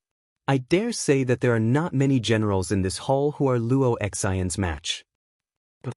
Qin Yin's interest was piqued. She smiled and said, Luo Exin, what have you learned? I will follow Master and cultivate the Purple Dragon Incantation and Purple Dragon Spear technique. Luo Exin's eyes were filled with pride as he said, Since my adoptive father recommended me as a general, I will not disappoint him. If Your Highness doesn't believe me, you can order the other generals to challenge me. If I lose, I will immediately leave Lanyan City and be too ashamed to hold any military position. Isn't he too arrogant? Tang Xiaoxi frowned. Xiang Yu frowned. He could sense that Luo Exin's aura was very strong, but he did not know exactly how strong it was. Su Muyun cupped his fists and said, If Your Highness wishes to see Luo Exin's cultivation, you can move to the open space outside the hall to watch the duel. All right. Qin Yin nodded. Move out of Zhe Tian Hall. The cold wind howled in the harsh winter, causing Qin Yin's golden robe to flutter violently. She was escorted by a group of guards and female officials to the outside of the hall. A group of generals also surrounded the square, and the imperial guards stood guard outside. Luo Exin stood in the center with his iron spear in hand. He cupped his fists and said, All the generals can come and challenge me. Luo Exin can fight 10 people in a row. Bullsh**t. Zhang Wei had a bad temper, He unsheathed his sword and said, I'm afraid the first person will be able to defeat you. You pale-faced boy, eat my sword. Swoosh. The blade of the sword cut through the wind, and flames enshrouded the sword. Zhang Wei had been cultivating with Feng Jixing for many years. Although he could not catch up to Lin Muyu and Feng Jixing's realm, he could be considered an expert in the imperial court. Looking at the momentum of Zhang Wei's sword, Luo Exen could not help but smile faintly. She kicked the tip of the iron spear with her left foot, and with a bang, the iron spear was already in her hand. The tip of the spear was pointed at Zhang Wei's sword from afar. With a clang, sparks flew everywhere. A faint fighting energy shook the square, and Zhang Wei's sword was directly sent flying. Bastard! Zhang Wei flew into a rage out of humiliation.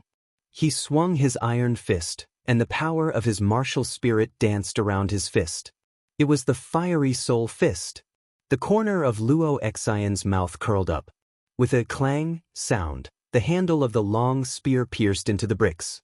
She leaped forward, and with a single arm, a faint purple dragon martial spirit lingered around it. The moment she came into contact with Zhang Wei's fist, she turned her fist into a palm. An energy shockwave spread out, but Zhang Wei's fist was caught by his opponent. No matter how hard he tried, he could not shake it off. Luo Xian's face was full of smiles. She moved forward, and with a cross of her hands, she slammed into Zhang Wei's chest. Zhang Wei was sent flying, and he spat out a mouthful of blood. At the moment of impact, Luo Xian's arms were covered with a fiery red king's dough flame. The impact was enough to injure Zhang Wei. Smelly brat! Zhang Wei flipped over, and the blood on the corner of his mouth was about to drip onto the ground. But at this time, Feng Jixing said in a low voice, Old Zhang, get back here. You've already lost. Zhang Wei's body trembled as he stood in place. His face was ashen. Feng Jixing said, Don't say any more. His strength is far above yours. Get back here. Yes, Commander. However, only a few people saw the king's dough flame that Luo Xian displayed in the blink of an eye. Feng Jixing and Xiang Yu were both Holy King realm cultivators, so they could naturally capture this detail. An Qin Yin and Tang Xiaoxi, whose cultivations weren't low, also saw it. Luo Exen stood proudly in the field and said indifferently, So the deputy commander of the Imperial Guard, the Great Captaincy, only has this ability. Who else is there? Feel free to try.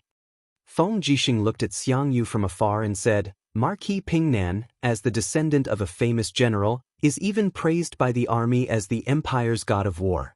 Don't tell me you don't want to test this little General Luo Xian's strength? Xiang Yu looked coldly at Feng Jixing and said, General Feng, as the Marquis of Yunzhong and the commander of the Imperial Guard, you are the most suitable person to challenge this little General Luo Exen. Feng Jixing secretly spat. This bastard Xiang Yu clearly doesn't have confidence in Luo Xian's victory. That's why he's declining here. Zheng Yifan squinted his eyes and asked, Little General Luo Exen, I wonder if your martial soul, is it the legendary founding General Luo Tonghai's martial soul, the first-grade purple dragon? Luo Exen cupped his fists. Yes, this lord has a good eye. Zheng Yifan couldn't help but stroke his beard and laugh. Luo Tonghai's martial soul is the exclusive martial soul of the Luo family's bloodline. This little General Luo Exen must be Luo Tonghai's descendant. How rare!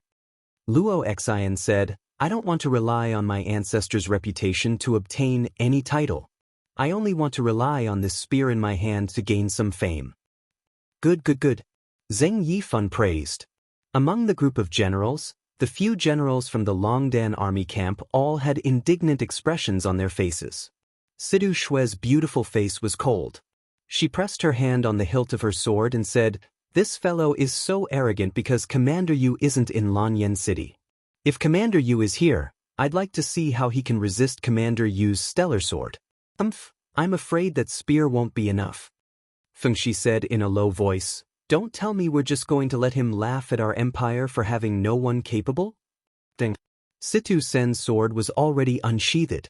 He leapt forward and said, Since everyone has declined, I, Situ Sen, will test this little General Luo Xian's ability.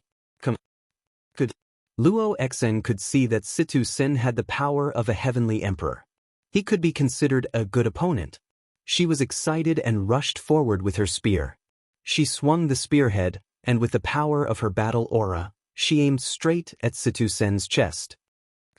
The opponent's aura was too strong, and it forced Situ Sen to take several steps back. He stomped on the ground with his left foot and rotated to release the force. He activated the revolving heart technique and swung his sword to form a whirlwind of energy, causing Luo Xian's spearhead to miss its target. He lifted his battle boot and kicked the spear. Luo Xian hurriedly parried and took 2 steps back. Her face was full of surprise. What an exquisite martial art! There's more! The Wind World. Situ Sen held his sword with both hands and leapt up. His body was in midair, and the blade pointed to the sky. Suddenly, the sky and earth darkened. Countless star power was concentrated in the sword. Situ Sen slashed down with great force, initial star aura. Oh my god! Feng Jixing was stunned. Isn't this you use star aura technique? Luo Xian was also stunned. This time he did not hold back. The king's battle aura surged around his body, and his spear struck straight at Situ Sen's sword. Ding! Sparks flew everywhere. Under the strong impact of the king's battle aura, Situ Sen immediately spat out a mouthful of blood and flew backward. Luo Xian's strength stopped. A small amount of star power surged into his arms, and his battle aura was almost unable to circulate. His face was slightly pale, and he was secretly amazed. This mysterious star power was indeed extraordinary. Sha, his boots slid far away. Situ Sen was in a sorry state. He stabbed his sword into the bricks on the ground to stop his retreat. He couldn't help but say with a pale face, "King's battle aura? This if *King?" At this moment, a clear voice came, "General Situ, this person is a Holy King Realm warrior. Let the Holy King Realm warriors deal with him." Situ Sen looked up and saw Feng Jixing's battle robe fluttering in the wind. The wind cutter in his hand had already been unsheathed, and Situ Sen was standing in the cold wind with his back facing him. At this moment, Situ Sen was actually a little touched. Feng Jixing's figure had never been so great as at this moment. Goo goo, what the hell was this sound? Situ Sen was puzzled. Swoosh swoosh, the Law of Wind's King's battle aura rapidly danced around his sword. Feng Jixing smiled slightly and said, "Imperial Guard Commander Feng Jixing, may I be so bold as to ask Little General to give me some pointers?" This was a truly tyrannical opponent. Luo Xian couldn't help but become serious. She raised her spear with both hands, and a fierce wind blew around her. The purple dragon martial's soul clearly lingered around her body. Her aura and domain instantly rose to the peak. Pung pung pung. The surrounding floor tiles cracked and exploded one after another. The collision of the 2 great experts' domain pressure was already shocking enough before the 2 great experts even made a move. Everyone retreated to avoid being accidentally injured by the flying rocks. "Your Highness, be careful," Shengguan Jingyue hurriedly said. Qin Yin didn't say a word. She spread out her Saint Domain and formed an invisible wall 2 meters in front of her. Dang dang dang, all the flying rocks were blocked. Tang Xiaoxi stood in front of Tang Lon to protect her. Her beautiful dress fluttered even though there was no wind. A scorching wind wall appeared in front of her, and the flying rocks instantly turned into ashes when they hit the wind wall. The leader of the 4 heroes of Lan and Yen, Feng Jixing. Luo Xian's face was full of a sneer. "I will defeat you."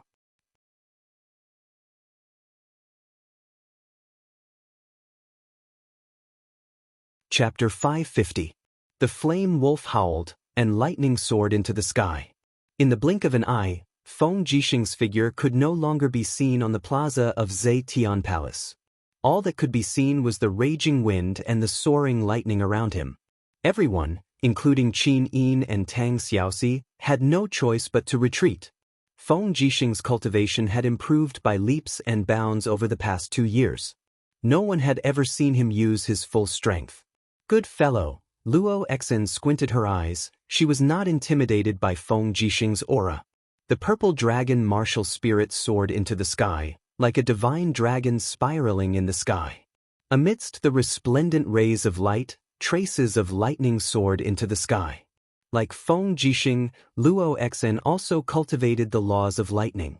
However, Feng Jixing cultivated wind, lightning, and fire, while Luo Exen only cultivated the laws of lightning. Amidst the raging wind, a saber light swept over. Feng Jixing had already made his move, scorching golden sand. A strand of fiery saber chi rushed over. Before it even reached Luo Exen's face was already burning hot. Dragon lightning breakthrough. Luo Exen roared angrily. Her spear pierced out, bringing with it a strand of vast lightning energy. The spear light actually transformed into a dragon-shaped lightning bolt that tore apart the windstorm that Feng Jixing had condensed. Ding! When the blade of the spear collided with the windcutter saber, Feng Jixing's face was filled with battle intent. Wielding the saber with both hands, he swept it forward, causing Luo Exen's spear to lose its aim.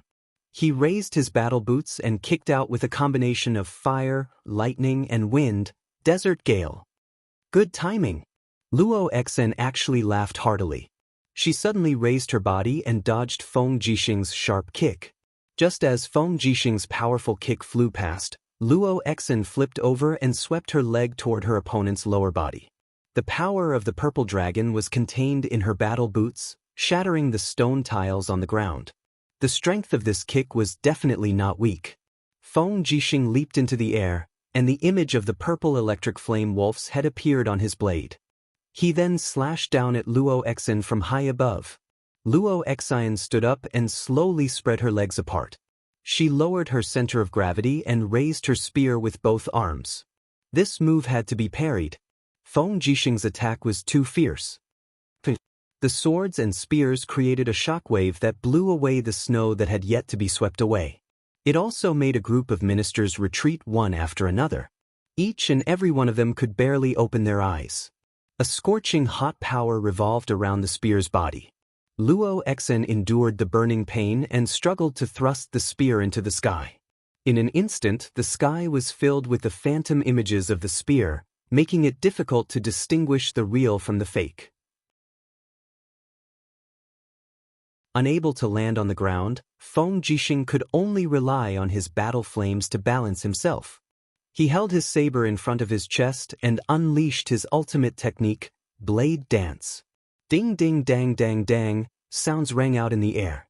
The windcutter saber's blade radiance continued to descend onto the ground, leaving terrifying blade scars on the ground. Most of the blade chi landed on Luo Exen's battle armor, and the scales condensed by the purple dragon martial soul were being disintegrated inch by inch. At the same time, the spear radiance that was imbued with the purple dragon's light also struck Feng Jixing's body. Buzz buzz buzz. A series of Buddhist chants swept across the earth. The protective aura around Feng Jixing was extremely dense, and Luo Exen's determined spear projections were unable to penetrate even an inch into it. What kind of aura is this? Instead, it was Luo Exen's arms that felt numb from the shock. He was filled with suspicions as he concentrated all his strength on the spearhead and struck towards Feng Jixing's chest. Bam! The rebound force from the protective aura sent Luo Exen flying, and Feng Jixing was finally able to land on the ground.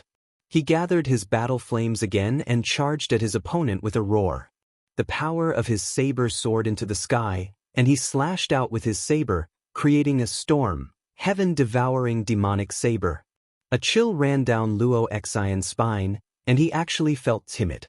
That's right, he had a premonition that he was going to lose, but he couldn't lose face here. Luo Exen stabbed his spear into the ground and raised his palms.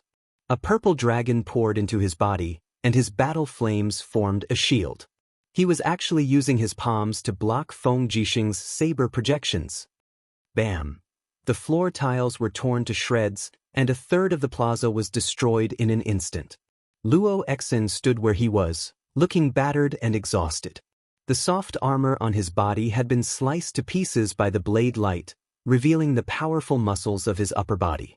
Although it was winter, his body was covered in sweat, and steam rose from his body. There was even a hint of excitement on his face.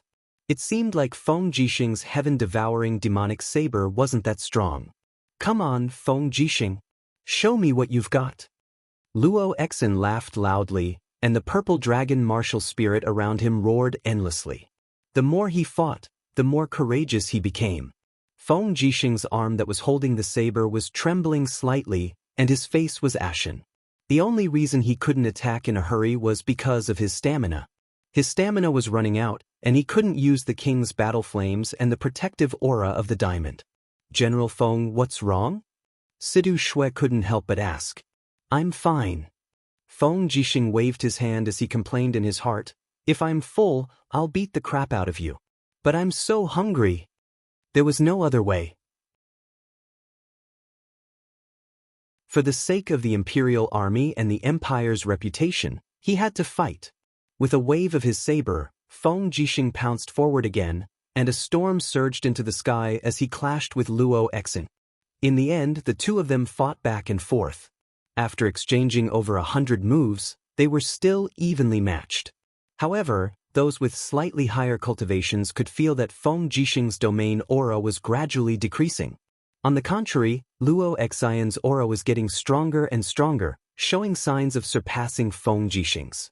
Dang! When the saber and spear collided, Feng Jixing's arm went numb, and he couldn't muster any strength. The windcutter saber would have flown out of his hand. Damn it! Feng Jixing cursed as he retreated dozens of meters, and he used the saber as a support to stabilize himself. He raised his palm towards Luo Exin and shouted, "Stop! I'm done! I'm done!" Lightning danced around Luo Exin, and she said with a smile, "The winner hasn't been decided yet. Why is General Feng stopping?" Feng Jixing's face was pale, and he said, "Wait until I'm full." "So, General Feng admitted defeat?" "I didn't admit defeat." Feng Jixing shouted in a low voice. Su Muyun gently stroked his beard and said with a smile, "Since General Feng didn't admit defeat, then let's fight again, until a winner is decided." Feng Jixing was infuriated. At this moment, Qin Yin stepped onto the pockmarked battlefield and said, "Forget it. Since Commander Feng has lost, so be it. It's just a loss for today." She could also see that Feng Jixing was not in his best condition. If it was Feng Jixing in the past, it would be hard to predict the outcome. Even if he couldn't beat Luo Exin, he would definitely not lose. Qin Yin knew Feng Jixing's strength too well. "So, I won?" Luo Exin couldn't help laughing. "Father, did you see that? I defeated the head of the 4 heroes of Lanyan, Feng Jixing." "The 4 heroes of Lanyan are not as powerful as I thought." Qin Yin was very angry when she heard that. "What did you say?" Qin Yen was already carrying his iron spear and preparing to go into battle. Right at this time, a fiery red figure suddenly flew over, sticking close to the ground. Before Luo Exin could react, he was already looking at him at close range. It was Tang Xiaoxi. She had already entered the 9-tailed transformation state. 9 flame tails danced in the air behind her, and the raging flames rose sharply. She raised her right hand backward, and a golden mark flowed in her palm. She said with a slight smile, "Do you dare to take one of my moves?" Luo Exin was startled by this beautiful demon fox girl in front of him. But seeing that the flames lingering around her body were actually also King's battle flames, he was even more shocked for a moment. He hurriedly raised both palms, forming a round shield, assuming a defensive posture, and said in a low voice, "Do you think I'm scared of you?" 10th level, Cosmic Seal. Tang Xiaoxi smiled sweetly. The Cosmic Seal's radiance rose sharply, and the piercingly cold energy instantly broke through Luo Exion's protective aura. His body was blasted away from his original spot like a falling leaf, rolling into a pile of rubble. If it wasn't for Tang Xiaoxi temporarily restraining more than 70% of her power, Luo Exion would probably have died under this attack. Princess Su Muyun turned pale with fright. Tang Xiaoxi slowly returned to her human form, waved her hand to disperse the power of the fire god seal, and said with a smile, "You can't even take one of my moves. What qualifications do you have to mock the wind, rain, thunder, and lightning?" Luo Exen slowly crawled up from the mess, and his face was pale. "I only lost to you because I exhausted a lot of energy. When I recover my strength, I will naturally challenge you again." However, Qin Yin raised her eyebrows. "Insolence. Xiao Shi is the Empire's princess.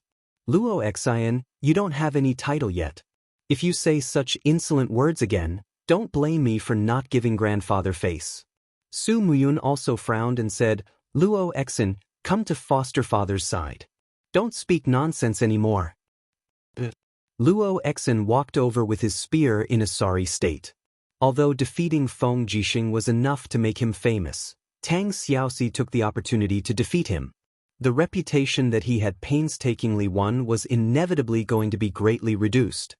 Su Muyun cupped his fists and said, "Your Highness, Luo Exen has been cultivating in the mountains for decades and has not experienced the world. I hope that your Highness can forgive him for his disrespect. However, it is true that Luo Exen possesses peerless martial arts and is loyal to the Empire. Therefore, I hope that your Highness can put him in an important position." "Grandfather, what kind of title do you hope to give to Luo Exen?" Su Muyun said, I want to let Luo Exen lead the Iron Blade Army in Yunzhong Province, starting from the rank of Chiliarch. When he has a certain level of commanding ability, I will hand over the Iron Blade Army to him. After all, grandfather is old and can no longer lead thousands of troops. If your Highness doesn't mind, please bestow the title of Marquis to my godson." Qin Yin was stunned. Sidusin, who was not far away, laughed and said, "Your Highness, do you know how long it took for Commander Lin Muyu to rise from a low-class noble to Marquis Yunling? It took a full 4 years, and he used the achievement of drowning 70,000 armored demons in exchange for the title of Marquis Yunling. Moreover, he is the godson of the former emperor. May I ask? Luo Exen has not made any contributions, so what right does he have to be conferred the title of Marquis?" Su Muyun's face instantly fell. Qin Yin smiled and walked forward. She held Su Muyun's arm and said sweetly, "Grandfather, let's talk about conferring the title of Marquis in the future. Since Luo Exen has already joined the Empire's army, there will be plenty of opportunities for him to make contributions in the future.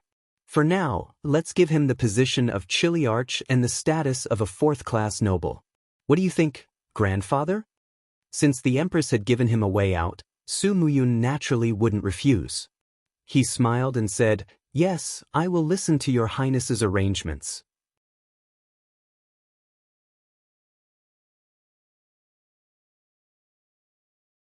Chapter 551. In the early morning of the dragon-seeking forest, snow filled the sky by the cloud dragon lake. The temperature was getting colder and colder, so much so that many soldiers had already fallen ill from the cold. Smoke rose from the chimneys of the tents by the lake, and the people of the spiritual fire department were boiling medicinal soup to ward off the cold. Outside the tent, a group of flaming black tortoises were squeaking and crawling on the snowy ground. They were like large dogs, and they would spit out mouthfuls of flames as a show of force. These were all tamed flaming black tortoises. Although they had already fused with the divine temple staff of the beast-taming department, the degree of fusion was not very high, and they still maintained an extremely violent temperament. Rustle, rustle, snowflakes danced in the air and landed on her shoulder armor. Lin Muyu leaned on her astral sword and looked at the group of blazing mystic tortoises. She frowned and asked, "What's wrong with them?"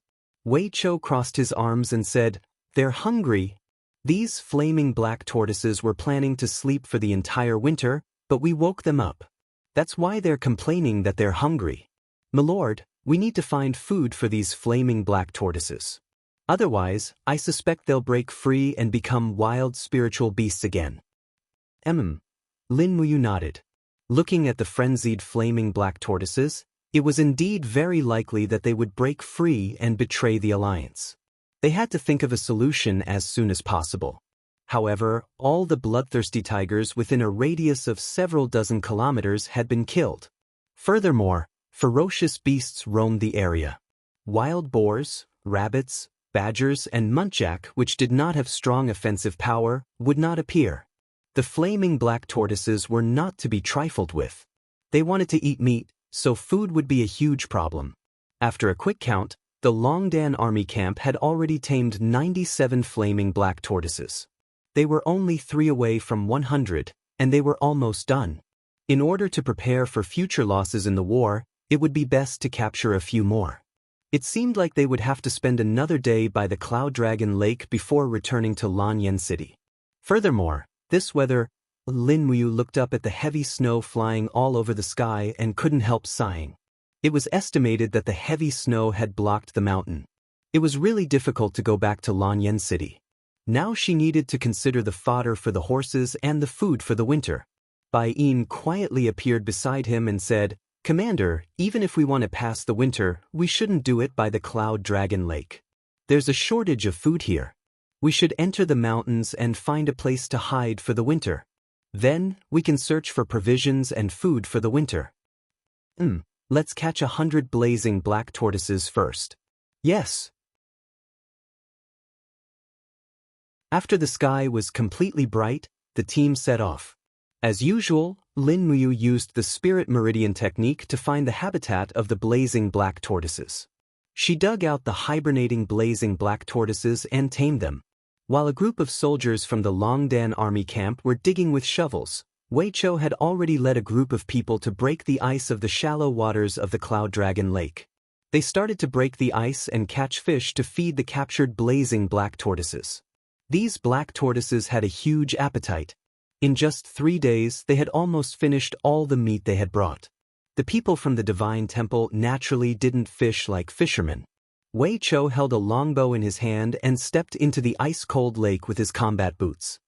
He closed his eyes and felt the movement of the fish in the mud.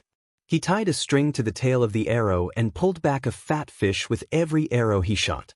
Other than Wei Chou, there were even more people stabbing in the water with their spears and harvesting a lot. The hibernating fish were thrown onto the snowy ground, causing a group of blazing black tortoises to fight over them. However, not long after, there was a sudden howl. A soldier from the Longdan army camp was suddenly dragged into the water by something. Blood surged in the lake amidst the howl, and there were sounds of ice breaking in the distance. "There's something under the water." Wei Chou turned pale with fright. He hurriedly drew his longbow and shouted, "Everyone, come ashore! Everyone come ashore!" Hiss hiss, a long hissing sound came from the lake. Amidst the loud bangs, a half-meter thick layer of ice shattered, and a huge creature crawled out of the water. Its body was covered in indigo scales, and it had a ferocious head swaying in the air. On the other hand, it had 8 long and sharp blade-like arms. The blade-like arms were stained with the clothes of the dead soldiers of the Valiant Dragon Battalion. This was none other than a 4,500-year-old frost-armored horned dragon. "Bastard!" Wei Chou was enraged. He raised his hand and shot an arrow. The arrow pierced through one of the frost-armored horned dragon's arms with a paw. Blue blood gushed out. Unfortunately, it couldn't seriously injure the frost-armored horned dragon. The power of an arrow was too insignificant for a huge creature like the frost-armored horned dragon. Frost-armored horned dragon? Lin Muyu was taken aback as well. She hurriedly flew over and suppressed the frost-armored horned dragon's violence with her Saint Realm aura. She then shouted, "Wei Chou, don't kill it yet. Someone, come and try to tame this frost-armored horned dragon." As she spoke, the golden gourd vines rose from the shallow mud and bound the frost-armored horned dragon's head and 8 lethal arms. The frost-armored horned dragon was the overlord of the water and had a violent temperament to begin with. It roared madly and kicked its 4 legs in the water with all its might. But how could it break free from the restraints of a holy king like Lin Muyu? "Let me do it." Wei Chou walked forward with a frosty expression. He abruptly smashed his fist into the frost-armored horned dragon's ugly skull, venting its anger at the fact that it had killed its subordinate. Wei Qiu couldn't help but feel apprehensive when he felt the intense pain from his fist. The frost armor on the frost-armored horned dragon's body was indeed extremely hard. No wonder the white drill arrow was unable to cause any damage to it. Slowly opening his palm, Wei Qiu activated the psychic art. He quietly tried to communicate with the frost-armored horned dragon. After a few seconds, his E-high was filled with ferocious waves. Wei Qiu trembled all over. He could feel the hunger, violence, and fear of the frost-armored horned dragon. Humans were afraid of the frost-armored horned dragon, but the frost-armored horned dragon was equally afraid of the humans who traveled freely on land. It was precisely because of this that the frost-armored horned dragon would recklessly attack humans. After nearly a minute, the frost-armored horned dragon finally calmed down. Its head drooped beside Wei Qiu's shoulder and its blue eyes blinked as it looked at Wei Qiu, Lin Muyu, and the others. The psychic art was a success. The frost-armored horned dragon and Wei Qiu were now telepathically connected. In its eyes, Lin Muyu and the others were no longer a threat. "That's enough, my lord," Wei Qiu said after taking a deep breath. Lin Muyu waved her hand and the golden gourd vines turned into martial spirit energy and dissipated in the air. The huge frost-armored horned dragon wriggled its 4 sturdy legs and followed Wei Qiu onto the land. Even though it was moving very slowly, it had proven that the frost-armored horned dragon could survive on land. It was just that its combat strength was greatly reduced. This was the first time anyone had seen a complete frost-armored horned dragon. It had a long tail behind its body that was covered with caudal fins. These caudal fins helped it swim quickly in the water. Its abdomen and mouth were all joined together, like a huge disc. 9 limbs were erected on top of the disc. 1 was its neck and head, while the other 8 were blades that were as hard and sharp as steel. Bai Yin tightened his cloak to ward off the cold and said, "My lord, this frost-armored horned dragon has very limited combat strength on land. With its slow speed, I suspect that it might not even be a match for an armored demon in a one-on-one fight." Lin Muyu shot a glance at the frost-armored horned dragon and said, "Its true battlefield is underwater. Bai Yin, you haven't experienced the Battle of the Padeo River, so you don't know that the demon race has an army called the Mastiffs. The demon race's navy is much stronger than ours. If we can tame a navy made up of frost-armored horned dragons, then we won't have to fear the Mastiffs anymore." "Yes, my lord. I admire your foresight." After Wei Qiu's soul fused with the first frost-armored horned dragon, it wasn't difficult to capture others. Using the signal emitted by the first frost-armored horned dragon, one after another, frost-armored horned dragons appeared on land. They were captured and tamed one by one. After an entire day, Lin Muyu's expeditionary force captured over 20 blazing black tortoises and 50 frost-armored horned dragons. Mission accomplished. However, the frost-armored horned dragon was also a carnivore, and its appetite was enormous. This made food even more of a problem. After nightfall, Wei Qiu guarded the camp while Lin Muyu led 100 people out on horseback to hunt. It wasn't until late at night that the sound of hooves could be heard from the shore of the Cloud Dragon Lake. The hunting party had returned. The warhorses dragged the carcasses of wolves, wild boars, and chamois. Wei Qiu beamed at the sight. "That's great. My lord, this food is enough for us to eat for 2 days." Lin Muyu couldn't bring herself to smile. She brushed off the snow on her shoulders and said, "We've brought back all the prey within a 30-kilometer radius. We'll be leaving the Cloud Dragon Lake tomorrow morning. We're almost done with all the food here." The next day, the snow finally lessened. Early in the morning, after eating their fill, the 500-strong party slowly left the Cloud Dragon Lake. They brought along 120 blazing black tortoises and 50 frost-armored horned dragons. This was a fruitful trip. The frost-armored horned dragons moved very slowly on land. Their 4 legs crawled on the ground, but their tails swayed back and forth as if they were swimming in the water. It looked very stupid, but there was nothing they could do. They could only walk at their own pace. It was already not bad if they could cover 100 kilometers in a day. They moved slowly like this. In the blink of an eye, 5 days had passed.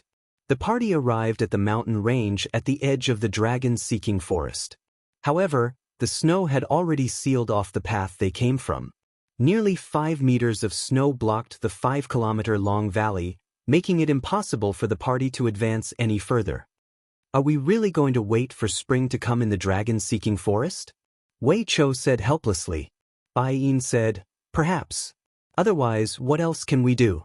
Unless the gods descend to the world and bring spring back to all living things. Bring spring back to all living things? Lin Muyu remained silent. My lord, do you have a solution? Wei Cho asked. Lin Muyu nodded happily. Bai Yin's words have reminded me. Let's set up camp here tonight. We can return to Lanyan City after the snow melts tomorrow morning. Why would the snow melt? Wei Cho raised his head to look at the fine snow drifting in the air. It was freezing cold all around him. He smiled bitterly and said, I'll thank the heavens if the snow doesn't get thicker and thicker. At that moment, Lin Muyu took out a steel sword from her cosmos sack.